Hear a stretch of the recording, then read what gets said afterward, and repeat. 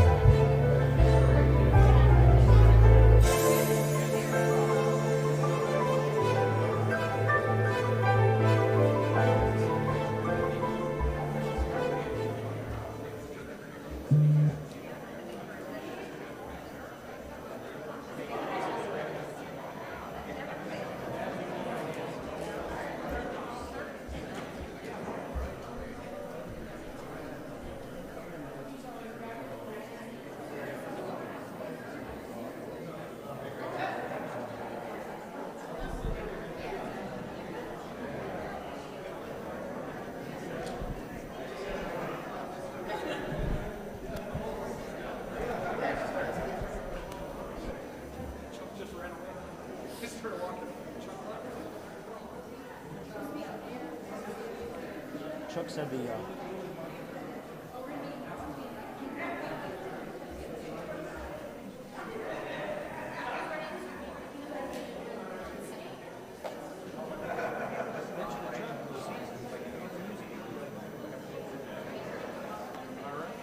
figured that'd be easy way for a bit of audio.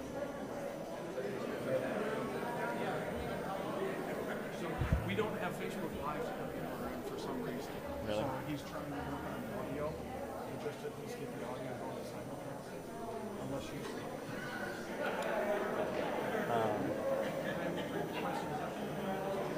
Okay.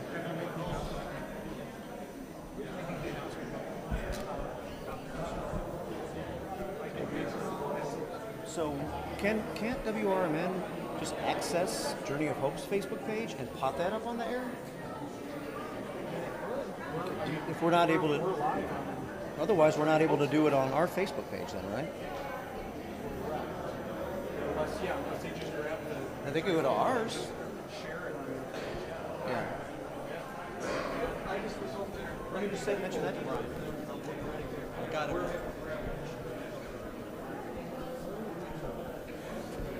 The show must go on. It's time. So good morning.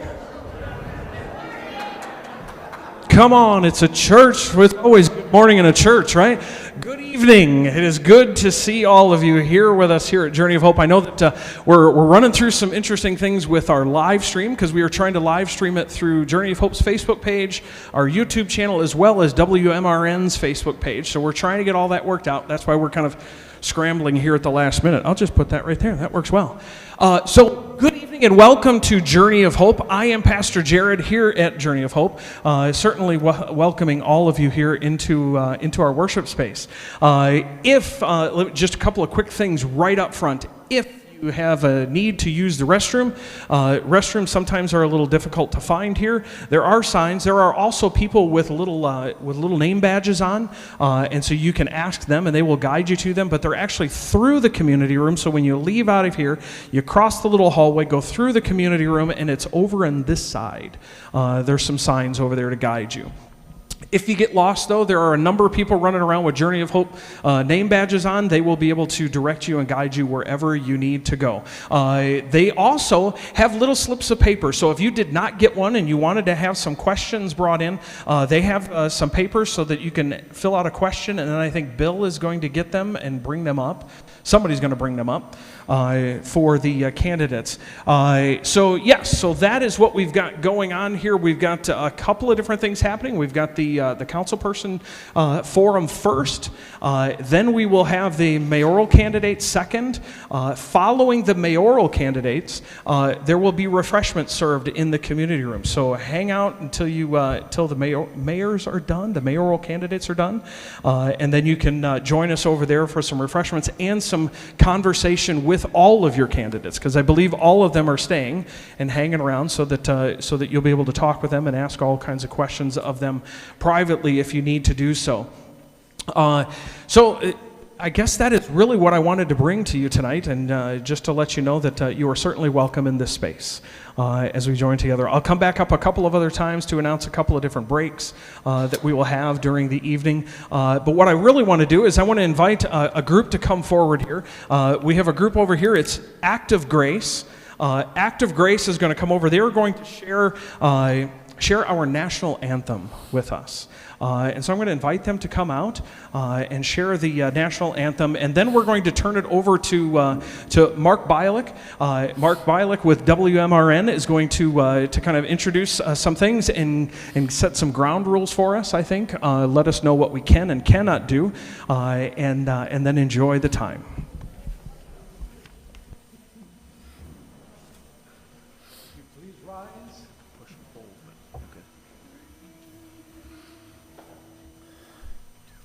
Oh, say, can you see by the dawn's early light what so proudly we hailed at the twilight's last gleaming, whose broad stripes and bright stars through the perilous fight o'er the ramparts we watched were so gallantly streaming, and the rocket's red glare, the bombs bursting in air, gave proof through the night that our flag was still there.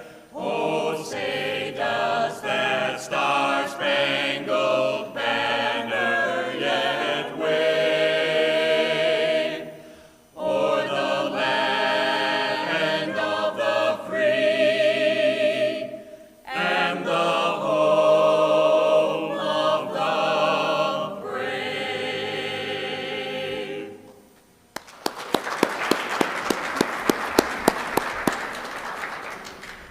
All right, ladies and gentlemen, and that's Act of Grace with our national anthem tonight as we get started here from Journey of Hope Church. Welcome to Elgin Election 23. It is the Journey of Hope and WRMN candidate forum tonight. First, the city council candidates, and then the mayoral candidates will take the stage and address you tonight. Tonight's forum is on WRMN AM 1410 and 96.7 FM. It's also currently on the Journey of Hope Facebook page, where it should be archived for future viewing if you want to check it out later. And I believe will also be on WRMN's radio's Facebook page here shortly as well. On the radio broadcast tonight, we want to thank Corcom. Corcom bringing you the broadcast for website and for Google business accounts, get higher review ratings, higher ranking on your Google searches, reach out to Corcom.com, that's Korcom.com, for help with all of your digital marketing needs. Also, thanks to Senior Services Associates of Elgin, helping seniors today and you tomorrow. Thanks to Minnie and the seniors over at Senior Services, we have all of these great decorations that make the church look better tonight. So thanks to Senior Services for providing those for us.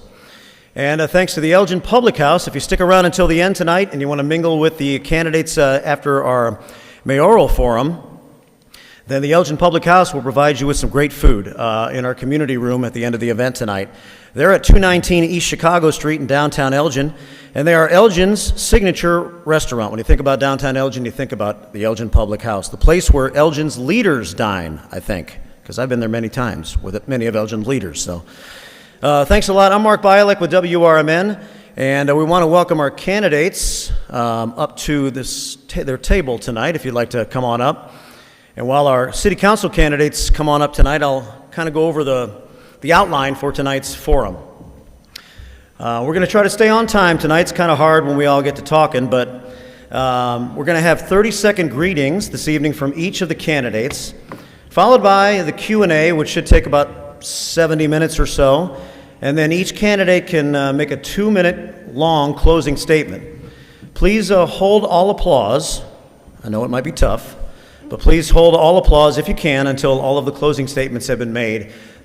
So we can move things along a little bit and stay on time. I'll read each question tonight, and every candidate will answer the same question. We will start alphabetically, so Tia will be answering the first question tonight. She's probably lucky enough to go first all the time, with the last name of Augustin. So Tia will go first, and then we'll continue on down the line. And then with our second question, we'll start with Diana, and then Marcus, and then we'll continue on throughout the evening. So that's how we'll run things this evening. I know sometimes by the 6th or 7th person answering the same question, you might be repeating some of what's already been said, but just feel free to put whatever creative twist you want on it, and be yourself, and let's have a little bit of fun tonight. None of the candidates knew any of the questions in advance. Everybody gets the same question. All answers will be time limited so we can get in the maximum number of questions this evening. And allowed answer times will be announced for each question and be shown on the timer. You can see it, and so can the candidates on the other side of the timer here at the front of the stage. So we'll also collect questions from the audience tonight. If you need a pen and paper, please raise your hand. One of our ushers will provide it for you. And when you are done writing your question, please raise your hand. One of our ushers will get your question for you and bring it up to me. So thanks a lot for being here again tonight for this all-important night, and thank you, candidates, for running and trying to represent our city. I was thinking on the way in today, 120,000 or so at the last census in the city of Elgin, and we have 9 city council candidates and 2 mayoral candidates. So only 11 out of 120,000 people have the guts, let's say, to step up and try to make a difference for our city. So thank you very much for that. It matters at the local level. That's where your decisions and your voice as a community can be heard the most. So thanks very much. First, let's start with our opening greeting tonight. And the opening greetings will be 30 seconds each, so very brief if you don't mind. And we'll start with Tia Augustin and go from right to left here on the table. Thanks, Tia. Thank you, Mark. Can everyone hear me okay in the back? Yes, thumbs up. All right. My name is Tia Augustin. On the ballot, it will be listed as Christina Tia Augustin, so you can find me that way. I live in Wing Park with my husband, TJ, who's a firefighter. I have an associate's degree in culinary arts, a bachelor's degree in political science, and I'm working towards a master's in organizational leadership. My day job is a data and analytics manager with Feeding America, and I am running because I feel the way in which we are making decisions in this city is not sustainable, whether socially, economically, or environmentally. Good evening, everyone. Buenas noches. My name is Diana Alfaro. In English, it's Diana, so it's spelled exactly the same, so you get it right either way. I am born and raised here. I have a background in economic development, state government, and higher education, so hoping to come and bring more representation to City Council and also to diversify skill sets on City Council. I know how to work within government. I'm a proven leader. I've done a lot to support businesses, create businesses, and retain businesses, so I'm looking forward to earning your vote. Thank you. My name is Marcus Banner. I'm the people's champ.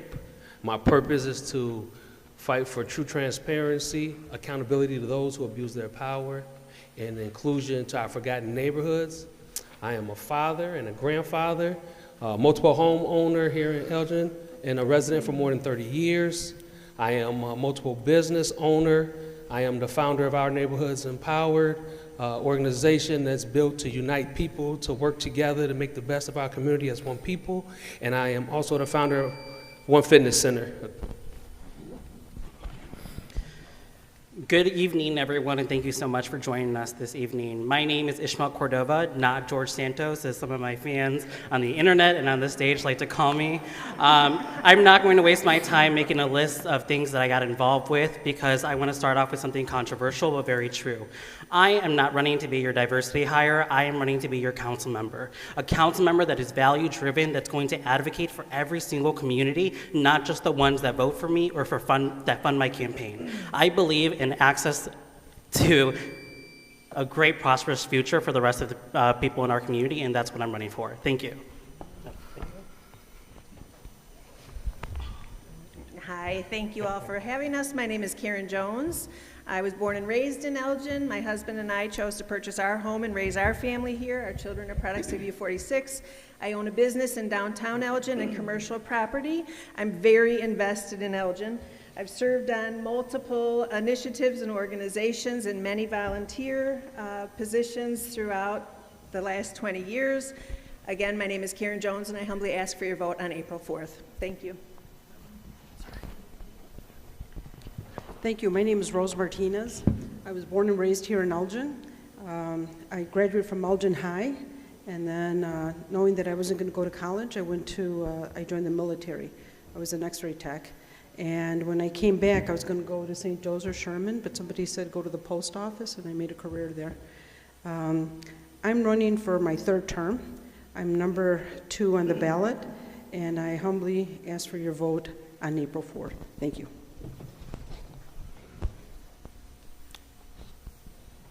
Maybe quick on the trigger, aren't you? All right, I'm ready. My name is Anthony Ortiz. I'm campaigning for Elgin City Council on the April 4th election. I humbly ask for your vote on April 4th. I'm running on infrastructure, public safety, and redevelopment. The redevelopment is more than just our downtown. It's our east side and our west side. It's the city all as a whole. I humbly ask for your vote on April 4th or during early voting on March 20th. You can find more information about me on anthonyforelgin.com. That's anthonyforelgin.com.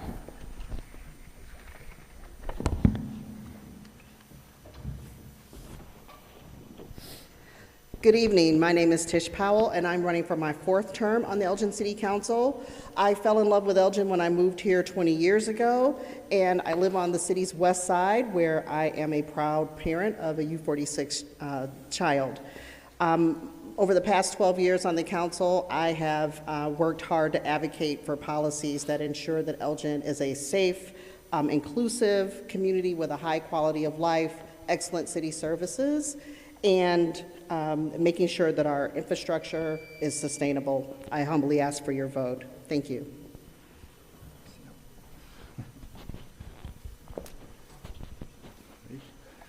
Good evening. Thank you for being here. My name is John Steffen. I'm running for re-election to City Council. Born and raised here, come back and had 4 kids with my wife, Carrie. I'm a product of U46. My kids are all products of U46. I've lived all over Elgin, growing up in Eagle Heights, lived out in the far west unincorporated area, and then lived on the west side since I've come back. In the little time I have outside of this lately, I'm an attorney. I have a practice downtown, have a building downtown, office downtown, and I'm asking for your vote on April 4th. Thanks. All right, thanks a lot for the introduction, all of our city council candidates, and now we're going to get into our question session tonight.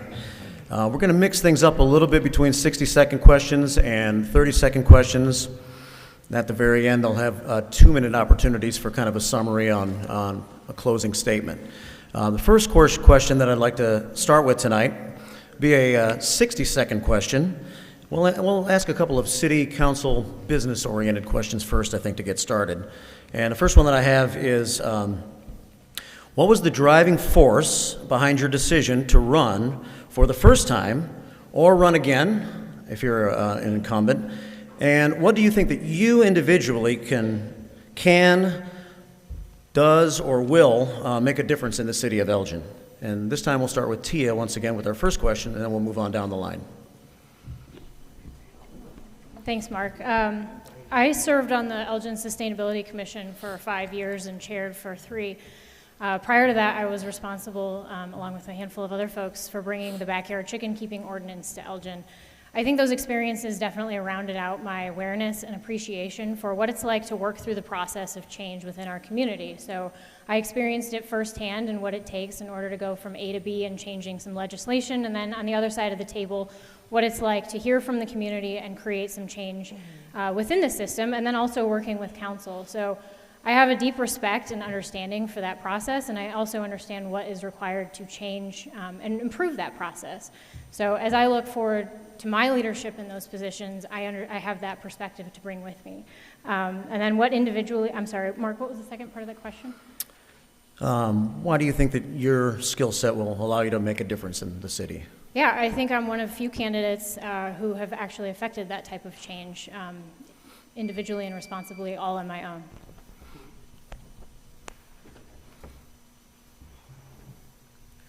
So I'm running for what I mentioned in my opening for representation and to diversify skill sets. Elgin is 47.4% Latino, yet we lack Latino representation. Elgin's been 50% women for a very long time, and we have never had 50% of the city council be women. So I bring those two important lenses of being Latina, for being a woman, but also I am born and raised on the East Side, and I still reside in the East Side. It's important for me to have an East Side presence and a voice at the table. My background is in higher education, primarily in federal regulatory compliance. What that means is I know how to work with federal regulations. I know how to work with the federal government. I know how to implement federal regulations. I know how to work within them. I know how to implement them. In addition to that, I currently work in state government, supporting small businesses across the state, primarily marginalized-owned businesses. I work on getting them grants, loans, and technical assistance. So I know how to work within government, and so what I'm hoping to bring is my skill sets that I have to make a positive difference in Elgin.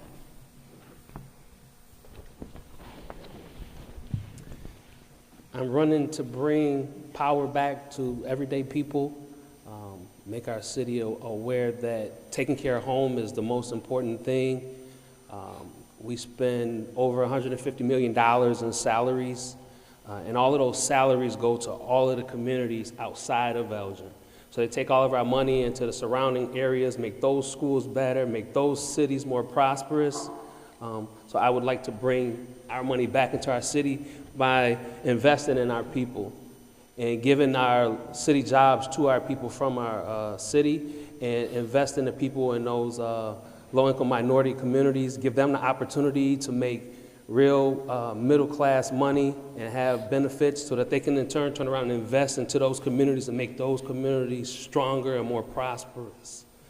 So that's the key to that is take care of home first. Thank you. So I have two distinctive examples of why I decided to run. 4 years ago, I was a college student actually hosting the candidate forum similar to this. And I was at Danny's Pizza with then council member-elect Baldemar Lopez, and I asked him, why do candidates not come knock on my low-income neighborhood? And his response to that was that those people don't vote. Those people were me and my family. 2 years later, I worked on Dustin Good campaign, and he got elected, thankfully. However, I did recognize how he was treated by his colleagues when he didn't fall in line with whatever they wanted. And when I decided that I'm not that type of person, I'm not going to fall in line, I'm going to advocate for the communities that really need the assistance, I decided that instead of complaining that I was going to run, because everyday people deserve to be represented by everyday people. I don't get to drive to my nice house in Providence or ignore the homeless issue in downtown where I live. I have to address these issues because I can be in their shoes at some point in my life, and we need to be sure that we're advocating for all of our people here today. About halfway through the first round, so let me just repeat the question to kind of freshen it up a little bit. What was the driving force behind your decision to run for the first time or run again? And what do you think you individually can do to make a difference in the city of Elgin? Thanks, Karen. Thanks, Mark. So the driving force, in my 25 years of being a business owner in downtown Elgin, we have navigated all different processes. We were part of the Energy Efficient Grant dealing with the city of Elgin. I served as a role of president, treasurer, and secretary on the Downtown Neighborhood Association and developing those relationships. As part of that organization, we had to navigate with City Hall and with city staff. We were tasked in our purchase of service agreement to establish an SSA, a special service area, to fund the Downtown Neighborhood Association. During that process, we discovered another SSA that had been on the books and paid for and resolved for many years. We were able to get that completely abated off the tax rolls for the downtown property owners. I currently serve on the Planning and Zoning Commission, and my driving force to run is I think we can be better. I think we can serve our community better. I think we can do things, make flows better at City Hall through all those processes by working together and collaborating and creating a customer service model. My driving force to, did you turn this off? My driving force is when I was first asked to run, my first thought was like, who in the right mind runs for office, right? But I was asked by a group of community leaders, and they said that, because it was an appointment at that time, it really wasn't an election. And so that first year was like a learning curve for me. And during that time, I learned to appreciate what it takes to run a city this size. I understood that when you are in this position, whether you like whatever the situation is or not, it's not about you, it's about the citizens of Elgin. And I'm not afraid to say I don't know. So one of the first things that I did, I sat down with every director in every department, and they said that's never been done. So what I learned is that you go ahead and you represent everybody. It doesn't mean that, if it's unincorporated, corporated, it doesn't mean you have to represent everybody. Thank you.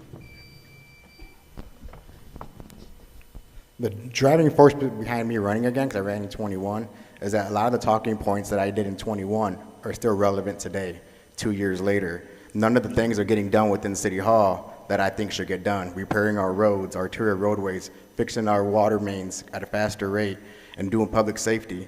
So what I can do to help fix this is currently I'm the chairman for the Elgin Police and Fire Commission. I've been making that change within our police department, making it more community-based, bringing people that are qualified candidates that look like us and act like us and look like Elginites. And also, when neighborhoods and neighborhood presidents call me, I return their phone calls, and I connect the dots with state representatives and county representatives, because I have those connections. I work for Kane County.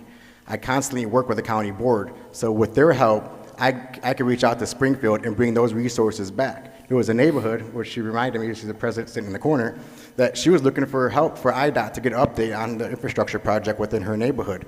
City Hall was irresponsive, so she reached out to me. I connected those dots, and she got IDOT to come out to her neighborhood meeting.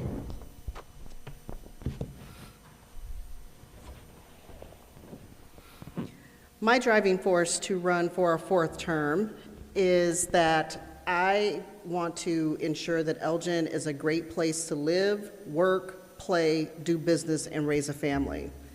And how can I make a difference in that?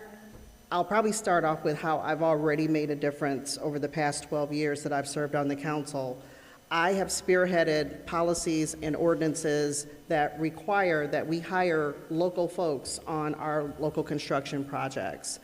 I helped spearhead a new grant that is in place this year to help fund special events thrown by local everyday people in our community, because that's what I heard from folks in our community. I also spearheaded an ordinance that decriminalized small amounts of marijuana possession, because I found that it disproportionately affected young people and young people of color. I bring a passion and experience, and I'm out of time.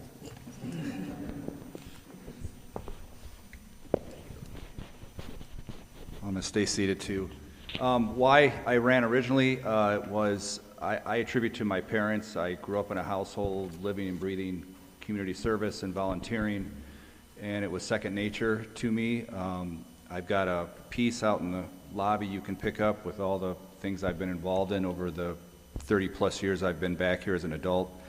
Wherever I've lived and where my business is downtown Elgin, I've been involved in those neighborhood groups and neighborhoods. I used to live in GPA when I first moved to the east side and worked my way up through there to secretary, and for 4 or 5 years was their sponsorship chair for the House Walk, raising about $12,000 a year for them.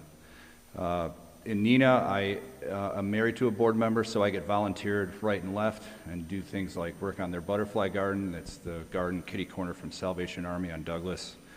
Downtown, I helped co-found the DNA in 1998 with Ruth Munson, and I, much like Karen, have worked my way through the entire organization prior to being elected to City Council, so that's why I've been running. Thank you, everybody. That's our first question tonight. Again, if anybody has any questions they want to submit, please feel free to raise your hand. We'll make sure you get a pencil and a piece of paper to write with, and we'll get some of the audience to contribute questions to tonight's forum as well. Our second question is going to start with Deanna, and this will just be a 30-second answer. We're going to go into a 30-second answer next. And question number 2 is, for challengers, how often have you attended city council meetings, and how often have you ever addressed the city council at a meeting? And for incumbents, can you cite cases where you have helped someone who addressed the council at a city council meeting, and how often have you done this? Deanna? Thank you. So I love that we now live a little bit in a virtual world and we don't have to always go in person. So I have watched a lot of meetings online through the live stream, which has been amazing. You could also get the attachments and the agenda. I have gone to a number of in-person meetings as well. And I must tell you, sometimes it's better to watch it at home because you're in there for 4, 5, 6 hours. I've been there to midnight. And I don't need to tell those who are incumbents because, they obviously are there more. So I have gone to meetings both virtually and in person. Thanks. Marcus? I started going to city council meetings in, I think, 2008, known in the community as the people's champ, because when there's issues going on within the community, I'm somebody who they seek out to be a voice for those who are typically not heard amongst the city council, people who, as some have said, are considered not to be voters. And when people are not considered to be voters, nobody really wants to address those issues. So I've done that on many different occasions, and that's how I earned my title as the people's champ.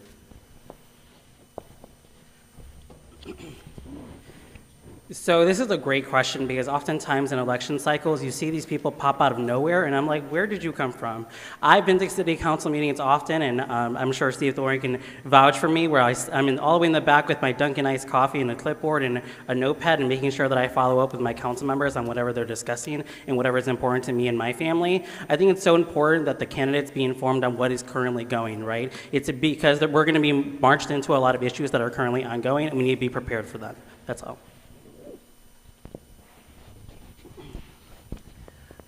I have watched every city council meeting for probably the last 15 or 20 years, which is a little embarrassing to say, but it is really nice. I live stream them. I play it like talk radio in my office, so everybody in my office is also very well informed. And what's really frustrating to me is the contradictions of what they're saying on the dais and then what they're doing in their actions. And that has kind of spurred me to get out there again and run one more time for city council. Thank you. Yes, I attend almost every planning and zoning meeting, and I think that's important because that's people's issues, and all these things come to the council anyway, so I kind of get a head start. And I love to help neighborhoods in the process because people don't really understand what the process is. So I like to do that, but what I love the most is that people, whether I'm on their side or not, we really don't know till the voting takes place, they still respect me and they call me again to come help again.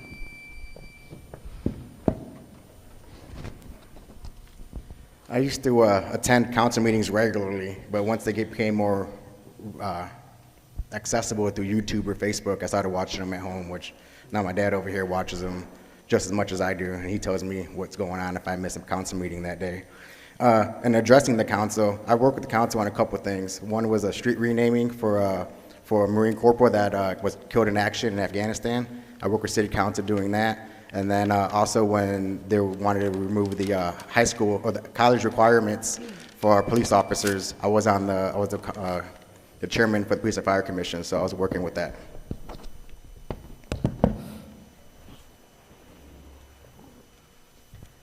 So as an incumbent, I guess my answer is a little bit different. I often hear from residents that aren't always comfortable speaking in public and don't always want to come to a meeting.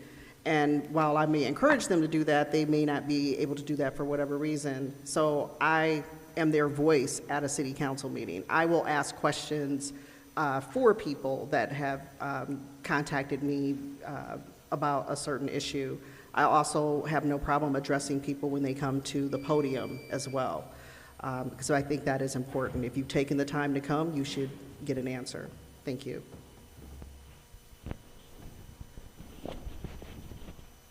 So it's going back a ways, but I remember prior to being on city council, working with DNA and the neighborhood groups, I'd often come to city council and have to work with them on certain issues, often against them.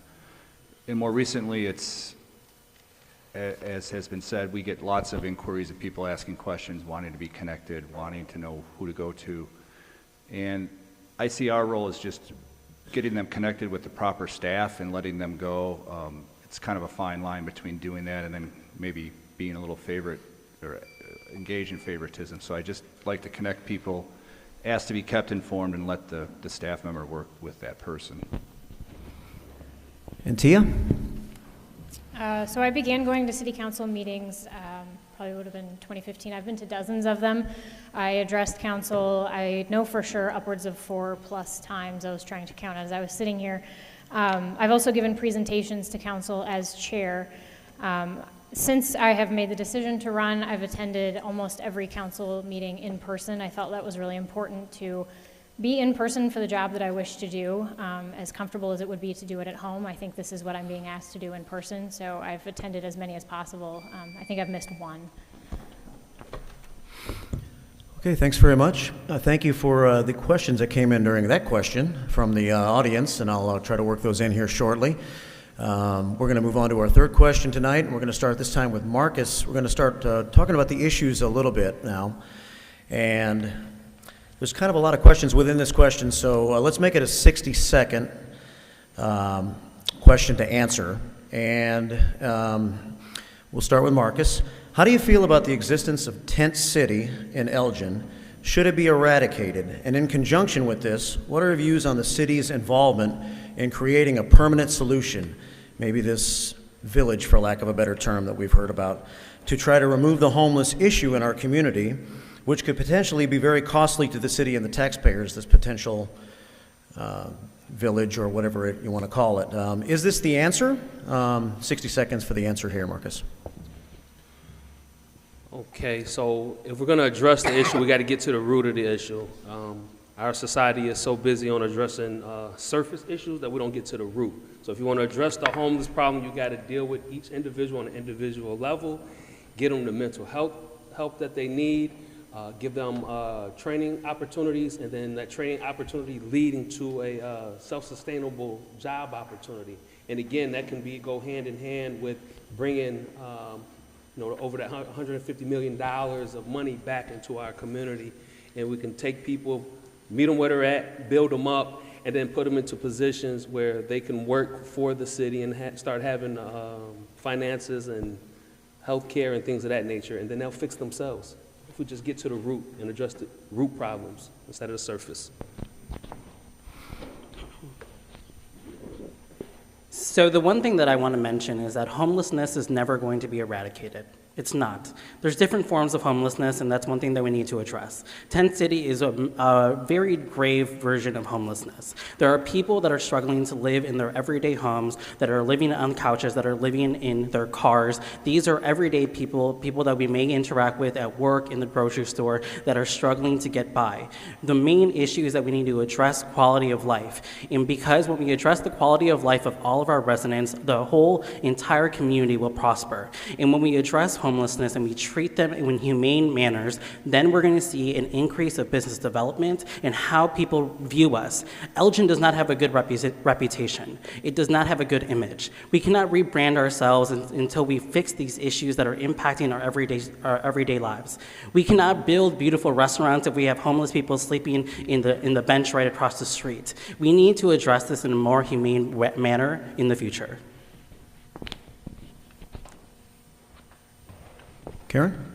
Yeah, thanks. So I think we're making some good steps with the possibility of having the little houses on a secured property and fully time staff. The city council has initiated that process and moving forward to find a location.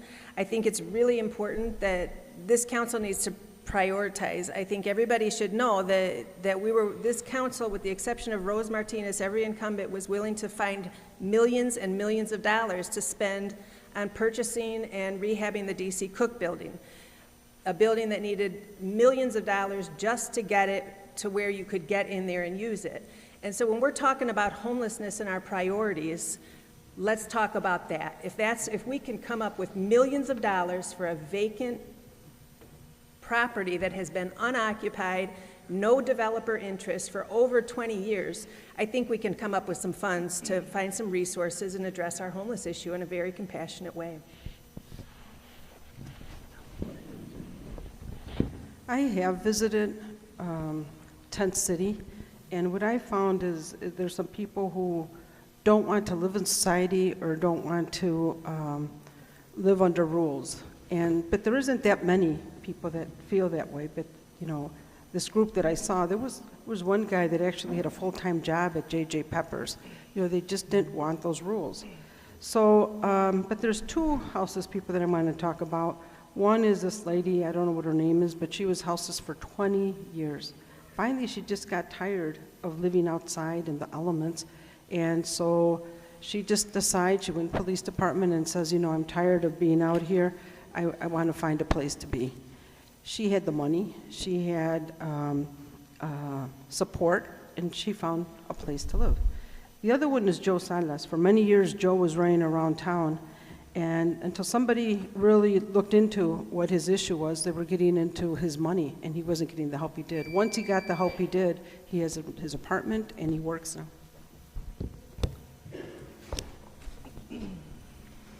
So as some of the other candidates said, is that we have to find the problem of why these individuals are homeless, if they have substance abuse, money problems, or other factors within their life. The King County Sheriff already has programs that it's more for his jail, for people who don't come back to his jail. But with that platform and those programs that he has, we can go to our county sheriff and be like, hey, what are you doing so these people don't come back into your jail? Maybe we can incorporate those treatment plans with our homeless population. Another thing is we're having a development on North Grove. So we got to make sure that North Grove is affordable housing. It's not houses that are $700,000, $800,000, $900,000. It's homes that anybody can afford. So if anybody can afford it, it'll probably help to curb some of the homeless. And then also we need more apartment buildings within the city because we're at a 90% capacity of apartments. Some people can't afford to buy a home, but they can afford to rent a home or rent an apartment. So we got to make sure we do bring more apartment development within the city, which will also help most likely curb with the homeless population.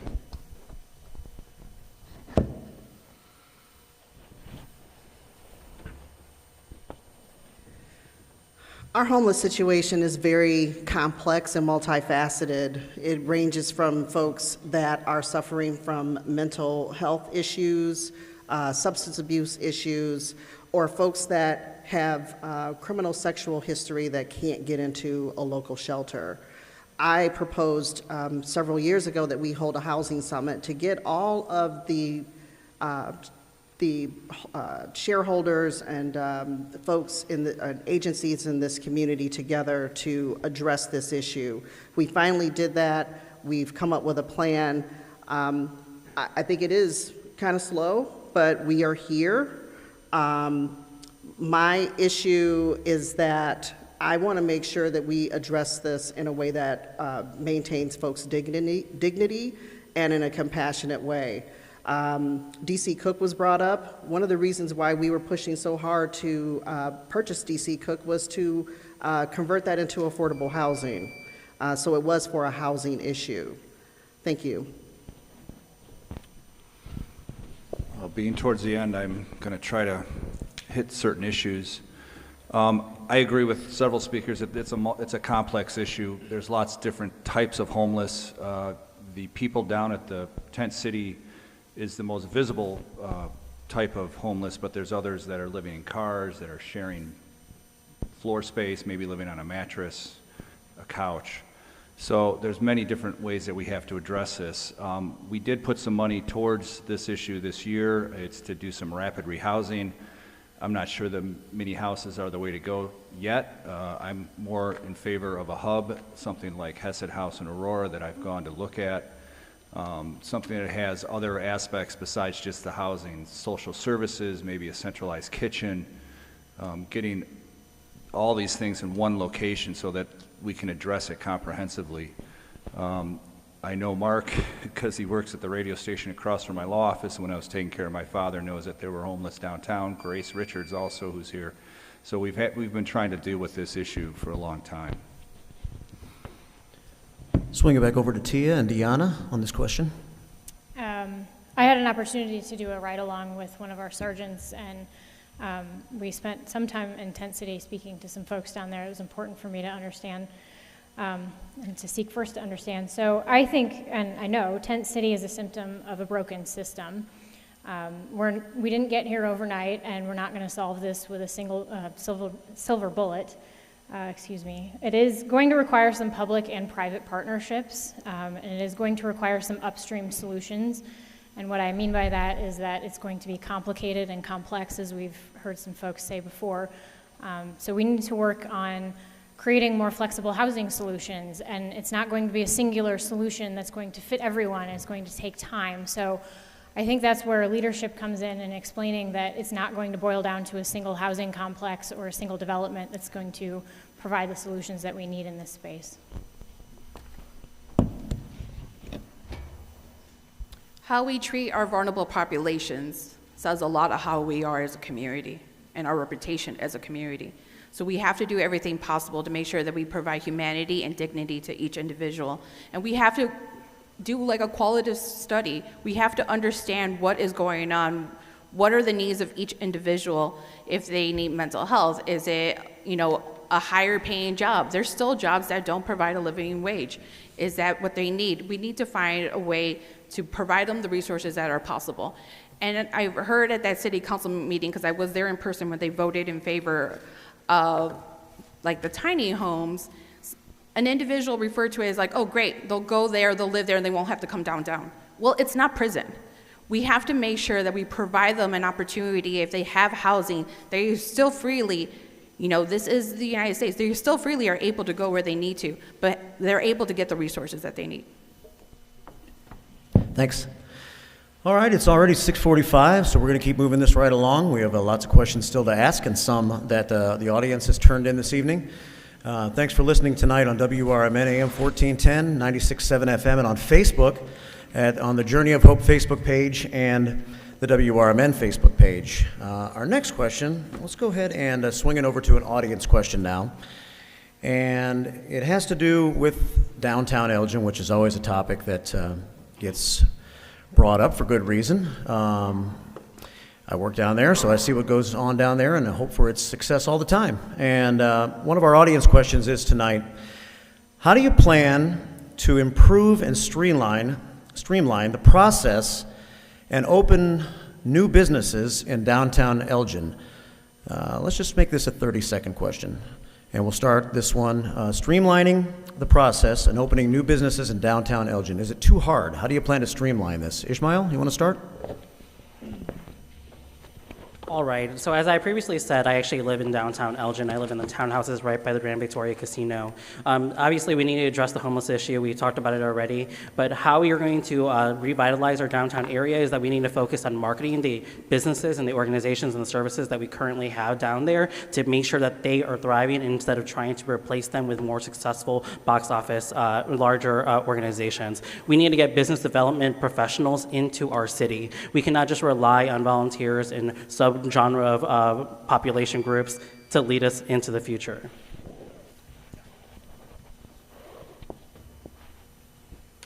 Yeah, so downtown Elgin is near and dear to me. I spend more time down there than I do in my house with my business and my job, well, nights and weekends. To streamline the process to get people down there, I think first we need to start with a plan of what we want down there, and then the types of businesses that we want down there need to be recruited and actively sought after, and we need to make sure we're finding businesses that can sustain, because downtown Elgin is a very delicate little flower, and not everybody makes it. It's not an easy place to navigate, and it's not an easy place to do business. What I found a problem with downtown Elgin is that we need to update the ordinances and the zoning. They are so outdated. One of the zonings was for parking, and it talked about parking lot behind where now we have the promenade. That's been gone for decades. These are things that we have to attack and we have to look to go ahead and update them. Downtown Elgin, that's going to be a challenge. It's not going to be like it used to be. People have to understand that. Ms. Martinez took some of my answer, so I'm going to continue off of hers. So the ordinances, we do need to update them, and then our zoning. Most of our zoning downtown is now residential, so we can't put businesses down there that conflict with our residents that live down there. And now with our new development on DuPage Court, we're putting more residents, shoving more residents to our downtown corridor, downtown neighborhood. So by continuing throwing residents in there, we have to put businesses in there that are compatible with the residents. We can't put a nightclub next to a bunch of condos, because then those kids within that home aren't going to be able to sleep at night.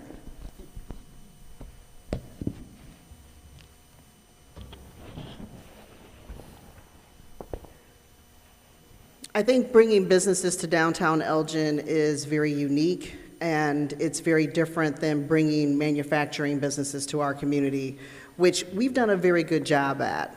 When it comes to large businesses, we have a fast-track process that guides those business owners and developers through a process very quickly. We need something similarly tailored for small businesses in our downtown. We also need to deal with vacant properties in our downtown, and DNA has prioritized a lot of the different businesses we are looking for in our downtown on their website. Thank you. So nobody's touched on it yet, so I'll just start with the DNA got a grant, and they're going to do a whole new downtown master plan, which is long overdue. The last one was 2000. Most of that was accomplished. That was reasonable and accomplishable, and the things that were aspirational are still aspirational. So it's a good time to have that updated. One of the things they're thinking about is going to a form type of zoning rather than the strict codes, which I want to support and have that as kind of an incubator to see if that works, and we'll go from there.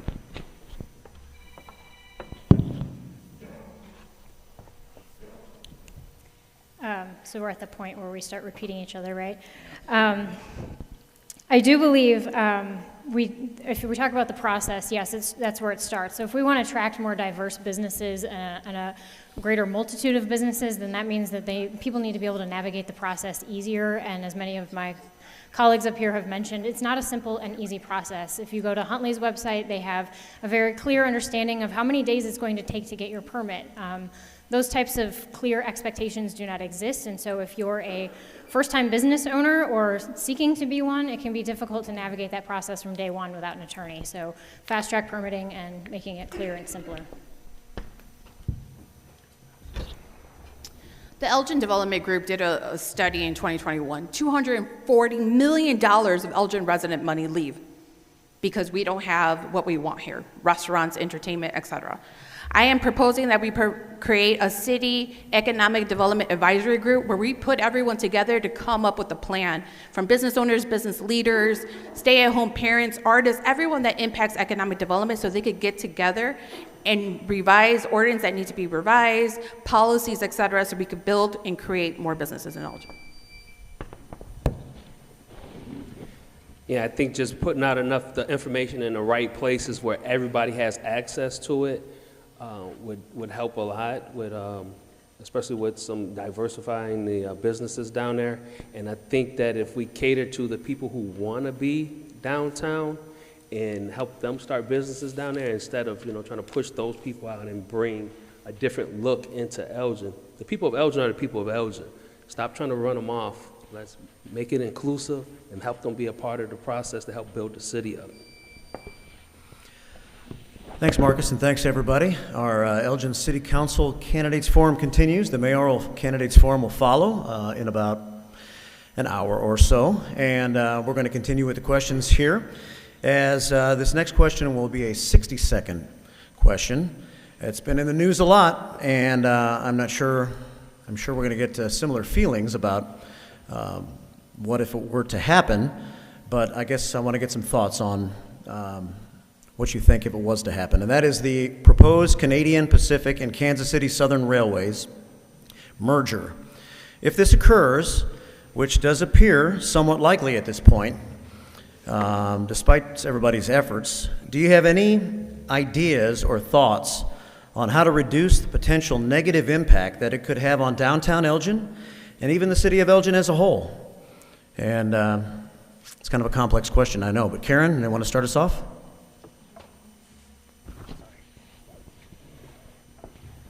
Yeah, I know that they have band together and worked collectively with other mayors and other towns in an attempt to get this so that it wasn't coming through. And I think there's a lot of things that need to be addressed. That would block off crossing over our river from both sides, emergency vehicles, safety equipment, the downtown residents, the noise level, all of those different things would come into play.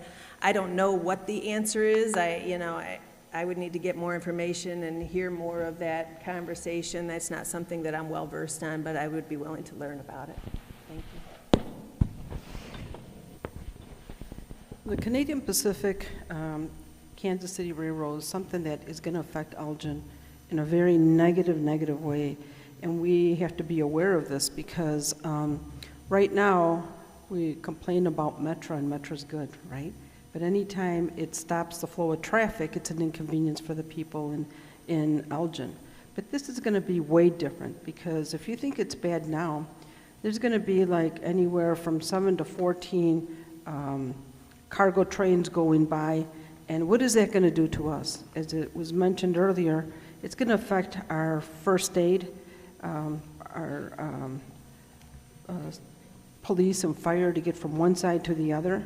But more than anything, I think that we need to get involved as a community. I know I've gone with the mayor to different towns, but we need to get involved, because the louder your voice, people begin to listen.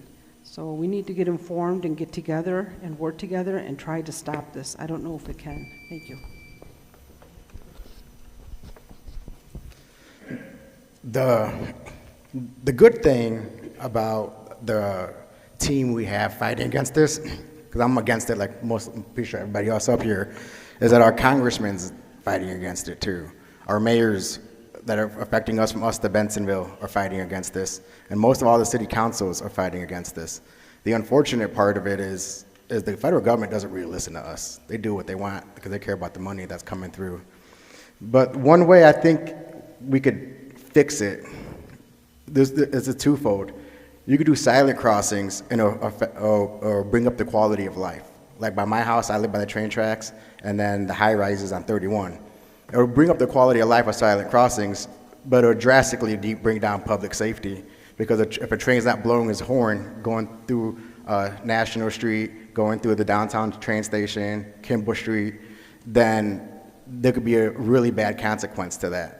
And another bad consequence of these trains coming through our neighborhood is that we're right on the Fox River, if something happens to us that happened in Ohio, it's not only affecting the city of Elgin, it's affecting South Elgin, Tri-Cities, Aurora, going all the way down the Fox River. So we have to, like how Ms. Martinez says, we have to come together as a city and say we do not want this.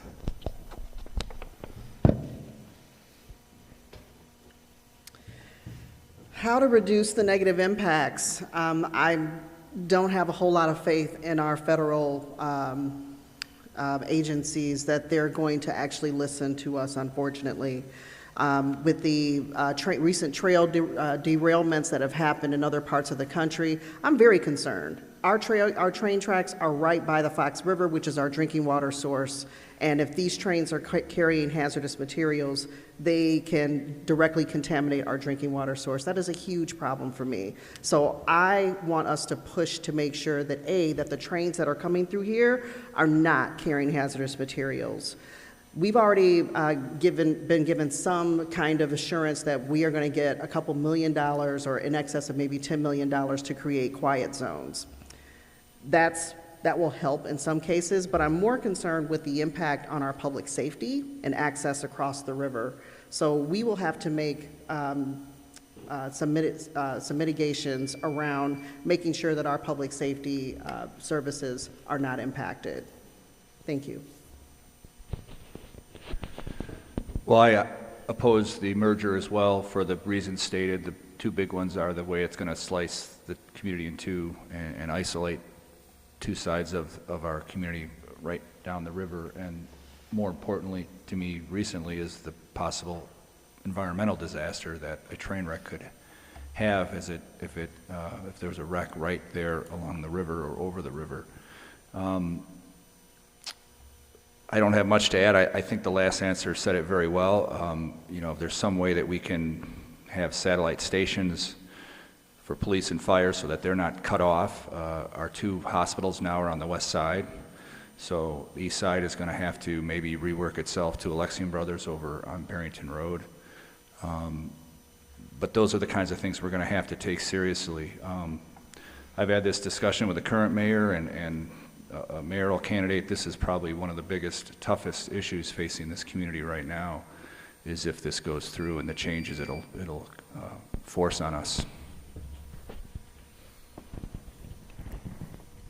Yeah, I also oppose the train merger. I think, as it's been mentioned, safety and accessibility are two of the biggest issues.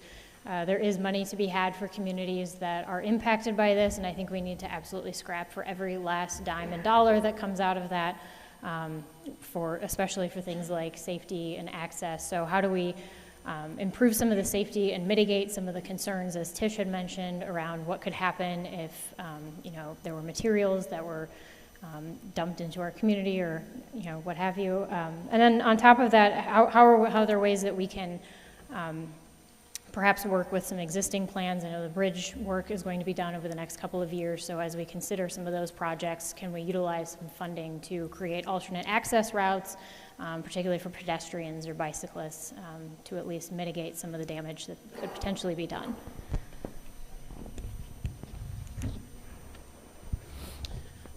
Like everyone else that has spoken before me, I'm in agreement that I oppose a merger. I think we need, in addition to what has been said, I think we need to do an infrastructure study and see what is that going to be the impact long term. That is a lot of cargo coming through, and our infrastructure is a little old, not too bad, but like, what is that impact on our community long term? As been said, is there a possible for derailment? Is there other things that make sure that we are not passing chemicals, et cetera? I think we need to work on organizing. We need to do it in an approach of organizing, working with our elected officials from federal and state, and see if we can make sure that they don't come through here. And if they have to come through here, is there things that we could do at the state level and the local level to make sure that they're not passing certain cargo that's going through here, and then making sure that our infrastructure is properly in place long term for it?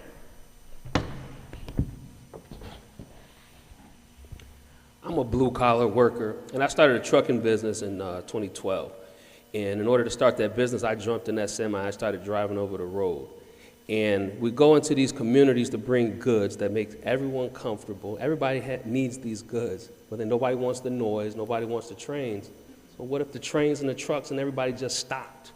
How about they just stop delivering everything? So instead of focusing on how to stop business, let's figure out a solution to the infrastructure. Is there a way to take trains underground or create a bridge or things of that nature to keep things moving as opposed to wasting energy on trying to stop progress? So I want to start off by acknowledging my appreciation for all the community leaders throughout the state and in our city that are advocating for this. I really wish we had this unified leadership when it came to other issues impacting our residents, but at least we're trying to get one thing done. What I will say is that I think it's so important to address how this is going to impact us. I think it's very clear. But what I'm hearing often is this, if this happens, right? It's very reactive instead of proactive. So I think we need to address the plan B. You know, if this happens, we need to be prepared. We need to be having these conversations not based on when it's finally finalized that this is going to impact our community. We need to make it seem as if it's impacting us today. So we need to be sure that we're implementing an expansion of our services. Hospital on the east side, a police department down on the west side. We need to be addressing these things and also how it's going to impact our people. This is a giant issue that not either one of us up here is going to know the answer to, but it's a collaborative effort between the professionals and the legislators throughout the state. Thanks, everybody. That takes care of that question. It's 7:02 as our candidate forum continues. Got to give a legal live ID for the radio station. This is WRMN Elgin that you're listening to if you're listening on the radio right now. We have till about 7:25 to do a few more questions before we do our closing. So let's see how many we can squeeze in before we finish tonight. A lot has been taking place over the past year plus, when it comes to discussion and the issues pertaining to the Elgin Police Department at City Council meetings. And so the next question, which will be a 60-second answer, is how much control over the Elgin Police Department do you think the City Council and the community as a whole should have? And do you feel like the Community Task Force on Policing has been a worthwhile use of taxpayer money? And for this one, we'll start with Rose. As everybody knows, I haven't been shy of saying that I never supported this. It has cost us already $500,000. This is taken away from things that we need in our city. And I think that if they're going to proceed, because it seems like I'm on the minority end of the voting, and they have a civilian review board, that's going to be very, very sad. I say this because there's 18,000 police departments nationally, and only 126 have something that's similar to a civilian review board. And it's because there's something going wrong with their police department. Our police department is not perfect, but it's a top-notch police department. It's one of the best, not only in the state, but in the country. And I've always supported them. Like somebody said, I've done ride-alongs, because that's really how you appreciate what they do. So I'm against it. I think the council and the chief of police need to have a good collaborative discussion, which they already do. When the council wants something, they talk to the chief of police and they work it out. They get a new policy in place within their SOPs, the standard operating procedures within the Elgin Police Department. As being the chairman of the Elgin Police and Fire Commission, we're already making the change there by hiring qualified, good people to be our new generation of police officers. So back in the 90s, isn't the police department that we have today in 2023. So by us changing the police department slowly over the years, and since I've been on there, we've hired 3 times as many women. We have more women on the police department now than we did when I joined. When I joined, I think we had like 4 or 5, and now we have about 40. So we're slowly making those changes. And then for the police task force, one of the things that I was vocal about, because they came to our commission, was the removal of the education requirements to be a police officer in the city of Elgin. We voted as a commission to remove the requirements. The council voted to remove the requirements, committee of the whole, and then it just disappeared and ended up in the task force. And that's affecting our recruitment process over this past 2 years.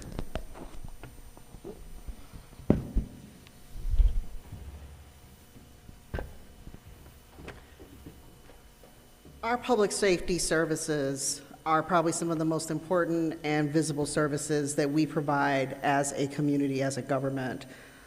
And it's important to me that those services be provided in a way that is equitable, that is fair, that is transparent.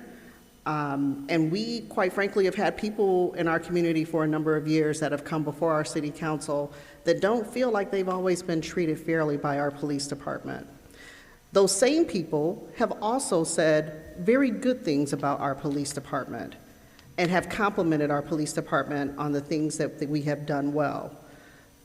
I see the work that was done by the task force, which I was one of the council liaisons to, as very important in our community. When I talk to people in our community that say they've never had a problem with our police department, that is great. I want everybody that I talk to in our community to feel that same way about our police department. We talk about community policing. It's time for us to bring it full circle so that our community has a say in how they are policed in this community. Thank you.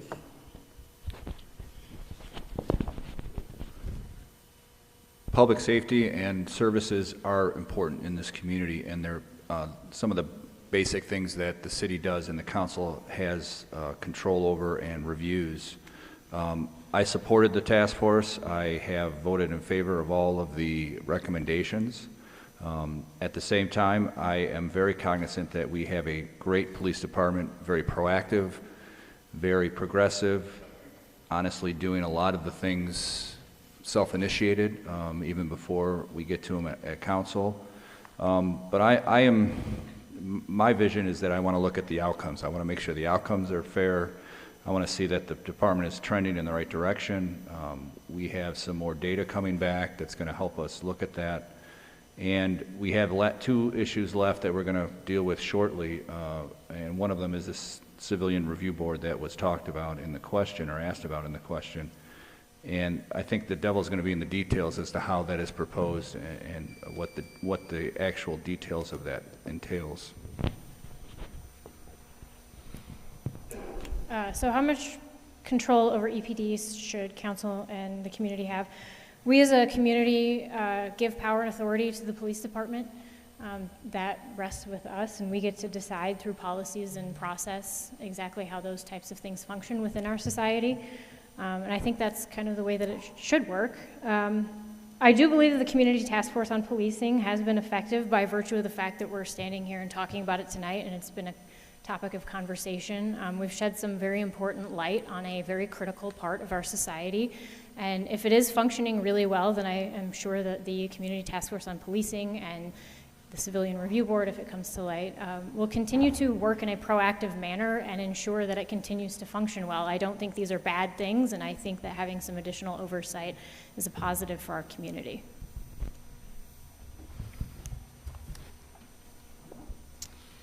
When you vote for your city council members, that shouldn't be the last time they interact with you.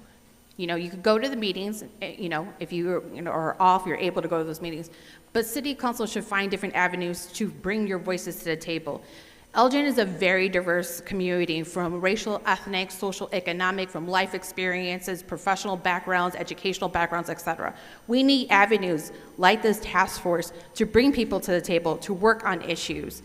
If you saw the members of that task force, when there's some on this up here, and there's some in the community in the audience, these are individuals who have very different life experiences, and they were able to talk about how to work on these issues. We need to create more avenues like that. I'm running on inclusive community engagement and how to bring more equity, accessibility, and bring voices to the table, because you should have a voice all year long, from task force to surveys to engagement and other ways.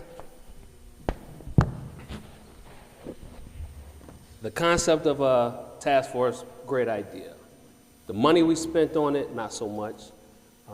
I wasn't in agreement with the money that we spent in bringing outside people into our city to try to tell us about our city when they knew nothing about our city.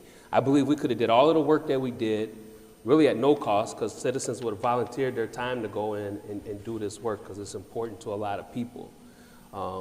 As far as the Citizens Review Board, if it's not going to be done right, I'm like the 5 heartbeats. We're just not going to do it at all. Citizens aren't able to do investigations and have oversight of our employees, because they are public servants, they are our employees.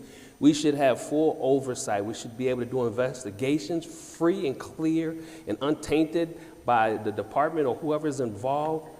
We should have the ability to discipline, to fire, and hire as we see fit for our community. And the most powerful thing that gives power back to the people is to be the binding arbitrator of our policing department. That's the only thing that gives power back to the people, and that's going to make a difference. Otherwise, we're spinning our wheels. So I do want to say that I appreciate some of the candidates for, reviewing my answers from previous forums and replicating them tonight. As the vice chair of the Community Task Force on Policing, I can wholeheartedly say that it was a waste of time and money. Not because of the people that were up there and the people who dedicated their time into the work, because only 9 of us lasted from the 18 that were appointed. It was because the city of Elgin and the leaders in our council did not create a strong foundation for us to talk about the issues in a productive manner. It became another city council where they sat up there and fought about the same things over and over again, and we can never really truly build consensus because we were like guinea pigs trying to get things out. That was not a right way to do it. I do think that our community needs to be put into place. My respective viewpoint is that the council reviews who the chief of police is. We're going to be losing Anna Lally at some point to retirement. I would like to create group interviews with our residents to help us select our next chief, because our chief dedicates how our officers behave, and that's how we can hold them accountable in the future.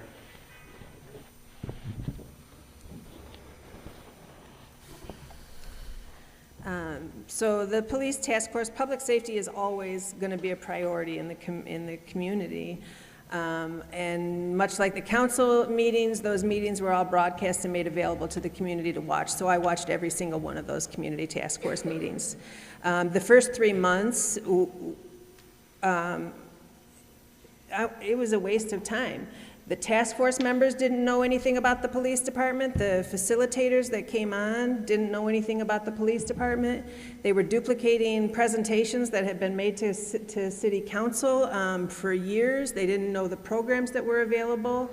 Our city offers, I did the community police academy, Citizens Police Academy last year and learned, or 2 years ago, learned, they did a phenomenal presentation about the departments, the officers that came and spoke to us, the services they have available, the programs they have implemented. $500,000 in excess was spent on this community task force, and I just think about the programming, the training, and the opportunities that could have been made available to our police department to improve them.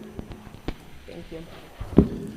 Thanks, Karen. I guess that takes us to our next round. We're going to try to squeeze in maybe 2 more quick ones before we close tonight. Thanks for the questions from the audience. I think we'll make these next 2 30-second answers just so we make sure we try to stay on time here. So you'll have to be concise, I guess. And this is going to take some vision to see this one, but this is a crowd question. Bear with me. Elgin has seen 58% rent increase in the average cost of a 2-bedroom apartment in the last 5 years, from $1,200 to $1,900 a month. Which specific policy or policies would you personally support and introduce to ensure that young professionals and single-income families don't get priced out of the city of Elgin? And with this, we'll start with Anthony. With this one, it goes back to one of the previous questions about the homelessness. So we need, our apartment capacity is at 90%, if not more by now. So supply and demand. When demand gets high, what do the landlords do? They raise the rent because they know they can do it. Same thing with the house market. There's buyer season, there's seller season. Right now, it's renter season, and everybody's trying to find a place to live. And with the city of Elgin not having the vacancy, that's when the rents are going super high. When it comes to ordinances, I don't want to put another ordinance, put another burden on our landlords or property owners, but I do want to bring more development, more affordable housing, and more apartments to the city of Elgin to help with this 58% rent increase.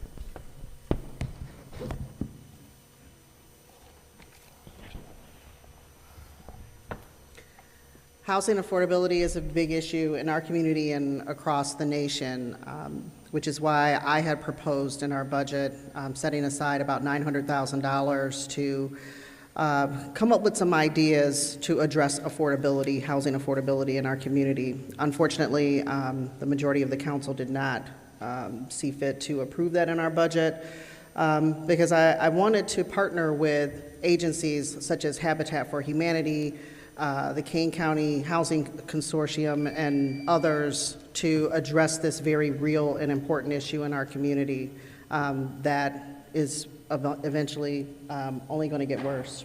Thank you. Since there's only 30 seconds, I'll go a little different way. I'm the council liaison to the Housing Authority, and we've been very successful in building probably 8 to 9 senior housing projects throughout Kane County outside of Aurora. And we're trying to look at some sites here. I am in contact 2 or 3 times a week with our executive director looking at possible sites. And I think it's been said, and I will repeat it, that we need to increase the supply. Butera on the east side has decided to scrap their supermarket, and they're building 151 units there on Summit Street. That's one of many projects that are coming.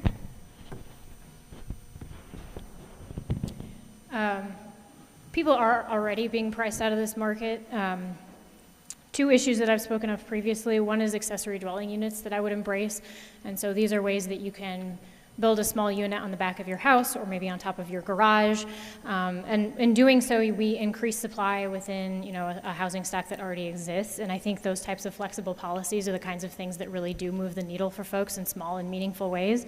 Another one would be to convert office space, which is on an upward trend in terms of vacancy, into residential space as well, and prioritizing that.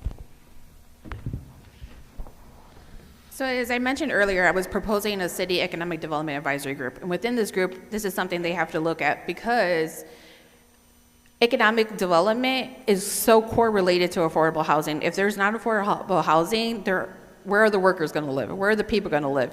And so it's so correlated, they have to look into this, but also how do we find the balance of affordable housing? There's different forms of affordable housing, from low to moderate income. I had a conversation a couple of weeks ago with an individual who mentioned we need affordable housing for young professionals so they can move back to Elgin, bring back that Elgin talent. So affordable housing for me would have to be something on the level of condos, so much as apartments, find ways to bring people back into the city, but have incentives for developers to come build condos, and then help people go into home ownership instead of just going into apartments, because then that could break down some of the negative ideas about having apartments and having renters, because people will own, and then when they take ownership, there's a lot of power in that ownership. So one thing we need to address is that a large portion of our population is well below the federal poverty line. So when we're talking about affordable housing, it is a wide array of affordable housing. We need to be sure that renting options are available, but our landlords are not losing on the market rate, right? That you put in so much investment into a rental property, you want to be sure that you're crossing a benefit there. But we want to be sure that we're not putting out anyone that far from where they're supposed to be. So affordable housing that's temporary, that's consistent with what they need, but be sure that they're continuing the prosperous future of home ownership in the future.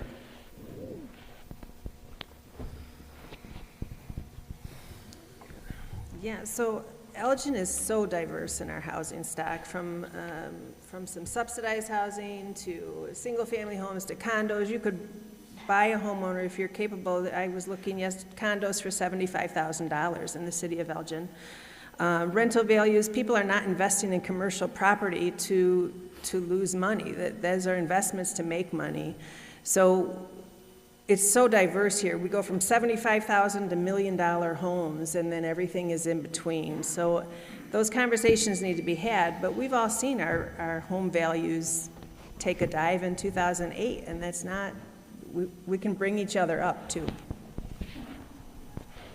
First of all, I think 30 seconds wasn't enough, but that's just me. Right now, Elgin has approved for rental property on Randall and Hops, on 40 DuPage Court, and Summit and Waverly.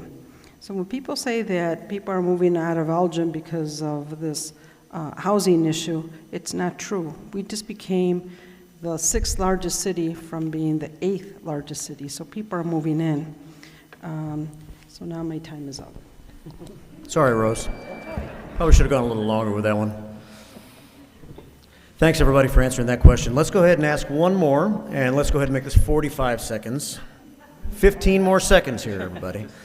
And because right away I realized that was too short of time. But let's finish with this question, just about some general thoughts in Elgin. And that would be, if you were to describe Elgin to a friend or family member who was planning to visit you here for the very first time, or was even planning to move here, how would you describe this city to them? How do you see it in your eyes right now? Where do we stand?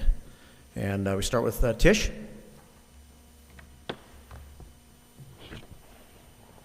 Well, as someone who wasn't born and raised here, this is probably kind of easy for me. I describe Elgin as, jokingly, as the place for the best Mexican food ever, that I can get at any time of day or night. But more importantly, diversity in terms of housing, people, anything that you want here is in Elgin. If in terms of where you live, how you live, recreation, I think it's a microcosm of America. It's a river town. It has nature. It's welcoming, and I like it here. Thank you. Let's see if I can do this in 45 seconds. A lot of this is going to sound familiar, but I wrote the same things down. I think it's diversity. Elgin's very affordable. I know at one point the council had an effort to try to compare our tax burden to neighboring communities, and I remember the last time we did that, it was 34% less than the communities around us. A very rich history that I am often disappointed that we kind of pay lip service to but don't really go after. A lot of housing stock, a lot of history in that housing and buildings. But more importantly, we're on the brink. We've got a lot of things that are coming that are going to move us forward. North Grove redevelopment was mentioned as one thing. There's lots of plans going on right now that are going to set the stage for us to make some moves and continue forward. So I'm looking forward to that as well. So my husband and I Airbnb one of the rooms in our home and have so for several years now, and we've actually been successful in getting folks to move to Elgin. So this question is actually pretty relevant to me. I try to tell people that it's kind of one of those things that needs to be experienced, and these are all adjectives that I think are positive. We are diverse, we are weird, which I love. We are very unique, we are very surprising. I love the fact that I can meet new people who are completely different from me, or that we share really wild similarities all the time. But at the same time, I can still walk downtown, and if I walk a few blocks, I'm going to run into some people that I know and I recognize, and they're friends and they're my family. I think that's what makes Elgin kind of a little miracle. We have this wonderful size, and I think we're very hopeful, and I'm excited to serve this community. You get a little bit of everything. Coming to Elgin, we are a community, we roll up our sleeves. We have no problem working for what we earn. But also the diversity is really important, and not only the diversity of ethnic and racial and social economic class, but diversity of neighborhoods. You could go to a historical district, then you could go to a new development. And in my backyard, you can see my neighbors who have horses walking down, riding their horses back in the sidewalk. You get a little bit of everything in Elgin. Whatever you're feeling at that moment, you can move around through neighborhoods, and that is the beauty of Elgin. We have a little bit of everything, and we are true to who we are, and we work hard, and we earn what is ours. Elgin is my city. I love my city. I would tell them that Elgin is all whatever you want to make it to be.